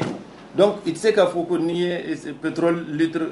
100 ta k'a ni essence litre 50 fara ɲɔgɔn la k'a feere essence prix la i tɛ foyi sɔrɔ donc ma da la ni mɔgɔ bɛ bi min bɛ an b'a wele frélatage mɔgɔ tɛ frélatage kɛ tuguni frélatage bɛ kɛ ni différence bɛ droit ɲɔgɔn cɛ gasoil ni DDO essence ni pétrole gasoil ni DDO u bɛ droit bɛ kelen donc i b'a ɲagami mun na a tɛ foyi ɲi ye donc mɔgɔ min y'o fɔ c'est que a tigi ma faamu bon comme mɔgɔ fana u ɲɛ b'a la total ni fɛn ninnu u bɛ publicité kɛ olu bɛ publicité kɛ diyagoya parce que u b'a fɛ k'u ka produit feere prix officiel la donc pour que i ka feere prix min ka bon ma faut qu'il communique k'a fɔ k'i ka produit ka ɲi o fana bɛ diyago la la communication fait partie du business olu bɛ communiquer u b'a fɔ k'u bɛ fɛn dɔ additif dɔ fara kan tout ça c'est normal mais minnu b'a dɔn an min bɛ secteur la an b'a dɔn que an n'u bɛɛ b'a ta yɔrɔ kelen et an de b'a transporter ka na n'u ye an ka yɛrɛ citerne la ka taa bila u ka station la tuma dɔw la u bɛ na an fɛ an yɛrɛ b'a bɔ an ka fɛn la ka feere ni produit nana Mali la fana a bɛɛ bɛ don dépôt kelen aw ɲɛ tɛ dépôt la o na bila mɔgɔ si t'a yɔrɔ si ni ma taa o na bila a bɛɛ bɛ don ɲɔgɔn na mais e nani citerne naani ne nani citerne 5 ni bɛ na ne tɛ se ka tɛmɛ citerne 5 kan e fana tɛ se ka tɛmɛ citerne 4 mais produit bɛɛ bɛ ɲɔgɔn na a bɛɛ bɛ bɔ yɔrɔ kelen a bɛɛ bɛ transporter ni citerne kelen a bɛɛ bɛ taa station la sinon an ka produit ka ɲi Total ta kani, Shell ta kani, ou bien même qualité. Parce que ce que je vais te dire, c'est que pétrole yɛrɛ ni n'a ka don Mali la, Mali yɛrɛ b'a sɛgɛsɛgɛ. Pétrole dɔw bɛ hali ni nana a tɛ tɛmɛ douane kan. Il y a des normes du Mali, il y a les spécifications techniques du Mali. Ni e to ni la dɔrɔn i ka produit tɛ don Mali la yɛrɛ. Douane b'a jɔ kɛnɛma ten. Donc produit min donna a bɛɛ bɛ kelen. A bɛ répondre aux mêmes normes et aux mêmes spécifications techniques. Minnu b'a fɔ ko n'i y'a dɔn k'i ka moteur la a bɛ moteur tiɲɛ wala a bɛ hali moteur bila sisi la sisi bɔ ni fɛnw na aw m'olu jateminɛ aw ka constat la wa? Non, mɔgɔw b'a fɔ. Et puis sisi ko nin ça dépend. Tu sais tuma dɔw la mɔgɔ bɛ na ni mobile minnu kɔrɔ la. Mobile bɛ na 101 a b'a daminɛ ka sisi bɔ. Hali mobile min essence bɛ don a la n'a mɛnna fɛn la a bɛ sisi bɔ. Sisi boli ni gasoil qualité u tɛ ɲɔgɔn sira la. An bɛ mobile bɛ an bɛɛ bolo. Tuma dɔw la i yɛrɛ ka mobile ni a ka fɛn ninnu comment on appelle n'a moteur sɛgɛnna a bɛ sisi bɔ a yɛrɛ ma. A kɛra essence o a kɛra gasoil a bɛ sisi bɔ. Mais mɔgɔ min t'a dɔn olu de b'a fɔ tan. Monsieur Touré i ko aw ye kɛnyɛrɛye baaraw ye. Aw b'aw ka baaraw k'aw yɛrɛ ni gɛlɛya min bɛ yen sisan aw kɛlen don ka mun de boloda min b'a to a bɛ se ka nɔgɔya maliyɛnw ma cogoya min. N'i y'a ye bi maliyɛnw ye gasoil sɔrɔ c'est parce que an wulila kan jɔ u y'a sɔrɔ da ɲuman la fana parce que an wulila kan jɔ an banna an ka tɔnɔ ma sinon n'an tun ye gasoil ta ka prix réel la k'a fɔ ka frais au transport ni fɛn ninnu fara kan k'a dédouaner gasoil bɛ feere 160 170. On a fait plusieurs réunions ani ministère des finances ani on a mɔgɔ ninnu an sigira ka kuma état ye do jigi do bɔ u ka droit la u ye do bɔ u ka frais dɔ la an fana ye do bɔ an ka transport la an ye do bɔ an ka tɔnɔ la pour que aw ka se ka sɔrɔ n'i y'a lajɛ bi yɛrɛ an ka prix ka nɔgɔ ni Sénégal ni Côte d'Ivoire ta ye o sababuya mun ye o sababuya parce que an kwanna état sɔnna k'a ka droit jigi a sɔnna k'a ka frais dɔ jigi an fana sɔnna k'an ka tɔɲɔ jigi k'an ka transport jigi pour que an ka sigiɲɔgɔn u kana tɔɲɔ u kana souffert hali n'i y'a mɛn ko Côte d'Ivoire état tun ko k'a bɛna miliyari 100 yirika dɔw to pour que Kabila bɛ se ka nɔgɔya an kɔni y'a mɔmɛ officiellement bɛɛ b'a fɔ ko an y'a mɛn d'accord Ture an bɛ waati min na i ko sisan i ka kuma Ukraine ni min ye Russie kan yala don n'a nataw la mɔgɔ bɛ se k'a fɔ nin ko in ni kɛlɛ ma ban a bɛ se ka yɛlɛn ka taa nin bɛɛ sanfɛ wa. oui ni kɛlɛ ma ban a bɛ se ka taa mais an b'a la deli kɛlɛ ka ban parce que sunkalo natɔ filɛ yan ni produit yɛlɛnna mois prochain an b'a sigi de soit produit tɛna o ye kasara wɛrɛ ye ou bien produit bɛ na mais a tɛ na pe wɛrɛ wa. non mais parce que n'an b'a dɔn kɔni y'a san tɛ se ka na feere an t'a san ka na o pour que an ka san fo an ka bɛn a la ko n'a nana a bɛ se ka feere o de kama an bɛ la deli guerre nin ka ban produit yɛlɛnni ni embargo o tɛ ɲɔgɔn sira la o fana il faut que aw ka faamu tɛ ɲɔgɔn sira sanction min bɛ an kan non ani produit yɛlɛnni tɛ ɲɔgɔn sira la pewu produit yɛlɛnni ça c'est seulement les événements de la Russie o de nana ye donc comme olu yɛrɛ bɛ ka ɲɔgɔn ye an hakili la yanni kalo nin ka sa a bɛ ban et puis le produit va revenir à des prix normaux. I ka kuma laban ye jumɛn? Non ne ka kuma laban ye dɔrɔn an ka la deli guerre nin ka ban pour que produit prix ka jigi sur le marché international pour que an bɛɛ ka se ka fiɲɛ ɲuman ta an fana ka se ka an ka jago kɛ ka dɔ sɔrɔ an ka sigiɲɔgɔn fana maliyɛnw fana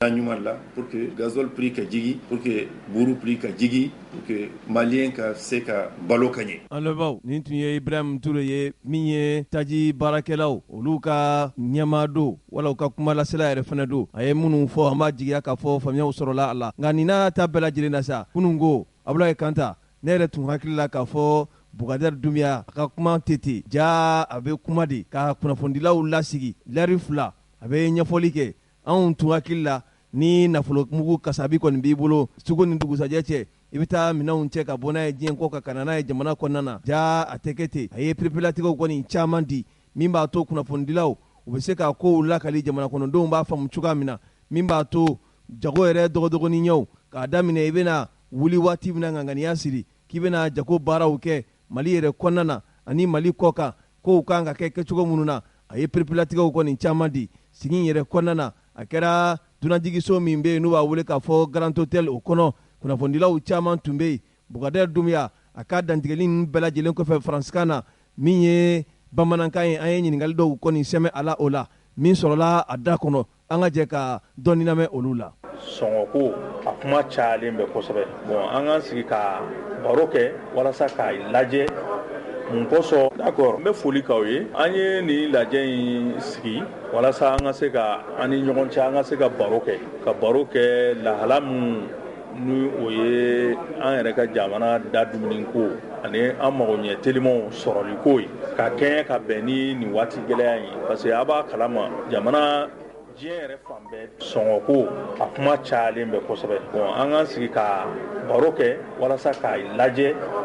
mun kosɔn sɔngɔw bɛ nin hakɛ la diɲɛ kɔnɔ ani Mali la ale ni embargo jɔyɔrɔ kɛra mun ye sɔngɔw hakɛ la bon an ka jateminɛw y'a jira ale ni an ye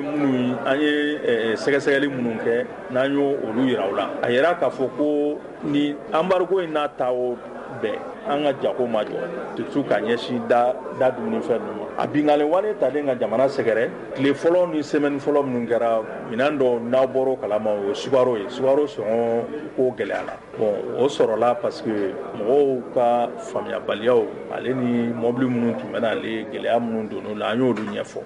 o tɛmɛlen kɔfɛ an y'a ye k'a fɔ an tun bɛ minɛn na don cogoya min na ni dɔ ma fara o kan foyi ma b'o la donc minɛnw bɛ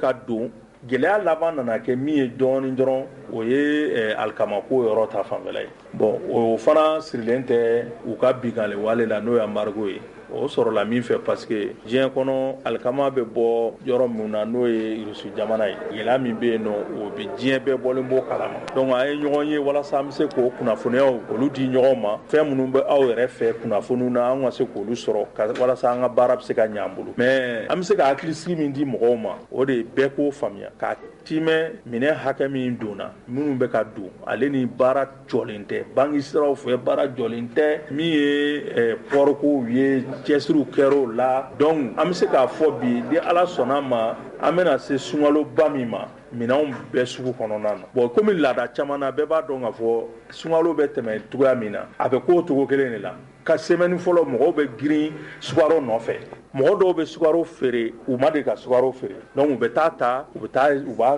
yala yala quartier kɔnɔ walasa ka dɔ ɲini a la o laada kɔrɔ min b'an fɛ o laada kɔrɔ de bɛ yen nɔ o t'a yira k'a fɔ ko sukaro ko gɛlɛya bɛ yen sukaro min b'an bolo yan nɔ kalo 4 fo ka taa se o sanfɛ a b'o bɔ min maralen bɛ an bolo yan donc sukaro ko tɛ an na malo ko tɛ an na gɛlɛya minnu bɛ yen ka kɔrɔ n'olu ye laadala gɛlɛyaw ye an bɛ ka jija k'olu la mun b'a to olu bɛ se ka nɔgɔya c'est pourquoi n'i y'a jateminɛ gouvernement ye cɛsiri kɛ commissaire à la sécurité alimentaire la ni gɛlɛya kun bɔra dɔrɔn an bɛna ka na OPAM ka malo ka a dayɛlɛ mɔgɔw ye mɔgɔw bɛ se k'a sɔrɔ nɔgɔya la mais an tɛ ala deli o gɛlɛya la donc baara wɛrɛw fana bolo dalen don ni ala sɔnna ma aw bɛna to olu fana ye tile 2 na o de ye an ka jagokɛlaw ale ni minnu bɛ baara kɛ sɛnɛ hokumu kɔnɔna ni baganmara hokumu kɔnɔna na u y'u fara ɲɔgɔn kan ka fɔ ɲinan kɔni Bamakɔ sugu kɔnɔna na u bɛna ni misi 5,000 n'i y'a jateminɛ an ka kalo misi bɛ bɛn 4,000 ɲɔgɔnna de ma an mago b'o de la sunkalo kalo kelen kɔnɔ sunkalo la an ye opération minnu kɛ o jatew b'an bolo donc ni mɔgɔ kelen pe sɔrɔla k'ale bɛna ni 5,000 ye sugu kɔnɔna na an b'a fɔ o ye tare ni ala sɔnna ma an bɛ t'u kɛrɛfɛ komi jagokɛlaw don walasa a bɛ se ka dɛsɛ da dumunikɛlaw ma nɔgɔya la cogo min donc o de tun bɛ n bolo k'a fɔ ɲɛna ne min fɔ ɲɛna o de don ne ko n ko ni ala sɔnna ma kɔni sukalo in kɔni malo bɛ yen sukaro bɛ yen tulu bɛ ka nali mɔgɔw k'u hakili sigi k'a fɔ ko balo bɛ sɔrɔ balo tɛ tigɛ balo bɛ sɔrɔ ni ala na kira sɔnna ma. alɛbaw nin tun ye Bukadari Dumiya ye min ye DGCC o ɲɛmaa don a ye minnu fɔ kununko kɔni an kɔni ye lamɛnni kɛ fo ka taa fɔ dɔw yɛrɛ tun bɛ sunɔgɔ la Bukadari Dumiya ne bolo n k'a tɛ kuma ja a kumana kununko koyi an bɛ min kɔni fɔ ka da nin bɛɛ kan ni jamana kɔnɔna na maa minnu bɛ yen n'u bɛ baara kɛ olu kan ka fo u kan k'u barikada a n'a ka cɛdenw n'o ye birikadi ye kabini waati jan u bɛ wulikajɔ minnu na sogo prix ko furakisɛw ko fo ka taa bila sukaro ko ani fɛn wɛrɛw kɔni na an b'a jigiya k'a fɔ don n'a nataw la wulikajɔw camanw bɛna boloda u bolo kɛrɛnkɛrɛnnenya la komi a y'a fɔ cogoya min na sunkalo yɛrɛ min natɔ filɛ ni sogoko olu kumaw bɛna caya kosɛbɛ nin ye hakilisigi kumaw ye nin ye basigi kumaw ye an bɛ ala deli ala ka kaloba in k'a yira an kɛnɛ na ka timɛko ɲuman nɔgɔya an bɛɛ lajɛlen ye an lamɛnbaaw kunnafoni sɛbɛn l'indépendant a ye a yira k'a fɔ min ye ganakaw ka jamana ɲɛmaaw ye olu kɔni hakilina dɔw kɔni bɔ ka bin min ye gana a fanga tigila a ɲɛmaaw ka se président ani ministres a ɲinina olu kɔni fɛ k'a fɔ u ka sara yɛrɛ kɔnɔ 100 sara la 30 ɲɔgɔn bɔɲɔngo o ka bin ka bɔ yen ka d'a kan jamana bɛ lahala min na n'o ye gana jamana ye gɛlɛyaw kɔni caman bɛ bi o gɛlɛyaw senfɛ sa min ye wulikajɔw ye ani hakilijabaw o nana kɛ jamana faamaw yɛrɛ fɛ ka daminɛ président na ka taa ministre kelen kelen bɛɛ lajɛlen na k'a ɲini u fɛ sara fɛn fɛn bɛ di olu yɛrɛ ma sa kalo yɛrɛ kɔnɔna na 100 sara la 30 bɔɲɔngo o ka tigɛ ka bɔ a la kunnafoni sɛbɛn ka lakali la a ko nin n'a ta bɛɛ lajɛlen na sa Gana fanga ɲɛmaaw olu kɔni bɛ wulikajɔ la hali n'i ye Gana yɛrɛ ta k'a lajɛ Gana ye jamana min ni a ka sɔrɔ yɛrɛ tuma dɔ la a gulonnen tɛ diɲɛ maa si la u ka budget national olu yɛrɛ jɔlen bɛ ni a ye k'a fɔ k'u bɛ taa geribu palan ta k'a da mɔgɔ wɛrɛw yɛrɛ tɛgɛ kɔrɔ wa ayi Gana de jɔlen bɛ ni a yɛrɛ ka budget national ye o hukumu kɔnɔ sa Gana fanga ɲɛmaa yɛrɛ a y'a ɲini u ka fanga ministres yɛrɛ fɛ ani jamana faama tɔw k'a ɲini u fɛ u bɛ taama minnu kɛ ka taa jamana yɛrɛ kɔ kan olu ka nɛmɛ kosɛbɛ min ye hali mobiliba ninnu olu sanniko n'u dongabɔ ni fɛn wɛrɛw olu bɛɛ lajɛlen ka nɛmɛ an bɛ waati min na i ko sisan a yirala k'a fɔ ni gɛlɛya min bɛ n'u b'a fɔ k'a fɔ ko crise économique mondiale o gɛlɛya in yɛrɛ senfɛ hakili jagabɔ de kɛra Gana jamana ɲɛmaa yɛrɛ fɛ. O hakili jagabɔ senfɛ sa a nana ye k'a fɔ min ye ni 100 sarala 30 ɲɔgɔn bɔɲɔgɔnko k'o tigɛ ka bɔ faamaw yɛrɛ olu ka kalo saraw la. N'i ye o jati minɛ ni waati ninnu na fo ka taa bila san laban na sɔrɔ min bɛ se ka sɔrɔ o la n'a bɛ se ka don da wɛrɛ yɛrɛ fɛ a bɛ t'i jɔ fo euro wari 360 bɔɲɔgɔnko. O b'a yira k'a fɔ ko jamana faamaw kɔni ka hami ye jamana kɔnɔdenw ka gɛlɛya ye. N'an bɔra yen an bɛ taa bɛnɛkaw yɛrɛ fɛ yen. A yirala k'a fɔ bɛnɛ yɛrɛ jamana bilama min ye damakasiw ye olu kɔni kelen don. Ka yira k'a fɔ bɛnɛ yɔrɔ dɔw yɛrɛ bɛ yen min ye papalikɛlaw jatigɛwale tigilamɔgɔw u ka munumunu kɔni fanga bonyalen bɛ yen kosɛbɛ. O hukumu kɔnɔ min ye bɛnɛ yɛrɛ a diinɛ ɲɛmaw min ye a kodɔnnaw olu kɔni ko k'u kɔni dusu kasilen dɔ bi olu kɔni hakiliw kɔni cawulen dɔ bi. A ye k'a fɔ nin waati laban ninnu na kɛrɛnkɛrɛnnenya la min ye nɔvamburu kalo san 2021 ka taa bila février kalo san 2022 ni ye papalikɛlaw u ka wulikajɔ saba bɔɲɔgɔnko de kɛra bɛnɛ yɛrɛ dugukolo sanfɛ. U ka yɔrɔ min bɛ yen n'u b'a wele k'a fɔ ko pɔrka wulikajɔ kɛra yen yɔrɔ ninnu na ani Banikora wulikajɔ kɛra yɔrɔ in fɛnɛ na fo ka taa fara u ka parki national yɛrɛ kan. Nin kɔni ye fɛn ye bi fɛn min ni yɔrɔ sigiba ninnu bɛ nin yɔrɔ kɔfɔlɔ ninnu na olu kɔni jatigɛlen don. N'an bɔra an bɛ taa Tunisi jamana kan a yirala k'a fɔ Tunisikaw yɛrɛ fɛ yen min ye journaliste dɔ ye kibaradila don ale kɔni minɛnen bɛ bi kiiritigɛlamɔgɔw yɛrɛ kan tigitigilamɔgɔw ka bolo kan k'a ye k'a fɔ a ye kunnafoni dɔw kɔni forobaya a ɲini n'a fɛ a ye kunnafoni ninnu sɔrɔ sira jumɛnw fɛ a ma sɔn ka perepelatigɛ di ale ka kunnafoni sɔrɔ sira yɛrɛ fɛ. Tunisikaw yɛrɛ fɛ kunnafonidilaw ka kuluba min bɛ yen n'u b'a wele faransikan na ko syndicat national des journalistes olu kɔni kɛn bɛ bi ka dusumakasa kɔni ta ka ɲɛsin Tunisi fanga ɲɛmaw yɛrɛ ma ka kɛ ni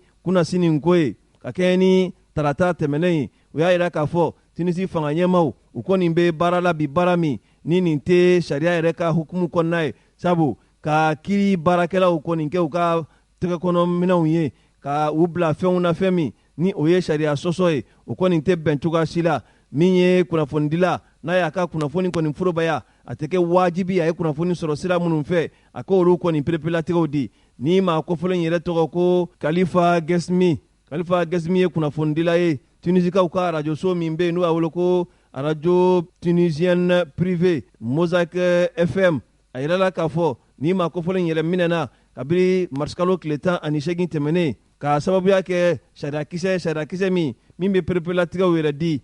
papalikɛlaw olu ka baaraw yɛrɛ taabolo kan. Ni maa min kɔni sɔrɔla k'a fɔ i ye olu ka baaraw dɔw kunnafoni kɔni forobaya nin kɔni ye fɛn min ni o bɛ ɲangi o ɲangili kɔni senfɛ sa a yirala k'a fɔ ni maa kɔfɔlen in kɔni ka kunnafoni a nana bɔ papalikɛlaw ka waleya jugu dɔw de kan. An bɛ waati min na i ko sisan hali bi perepelatigɛw kɔni ma se ka di a kunnafoni kan. Kunnafoni an ye nin bɛɛ lajɛlen sɔrɔ sɛbɛnfura min kɔnɔ o k'a ma ko l'indépendant.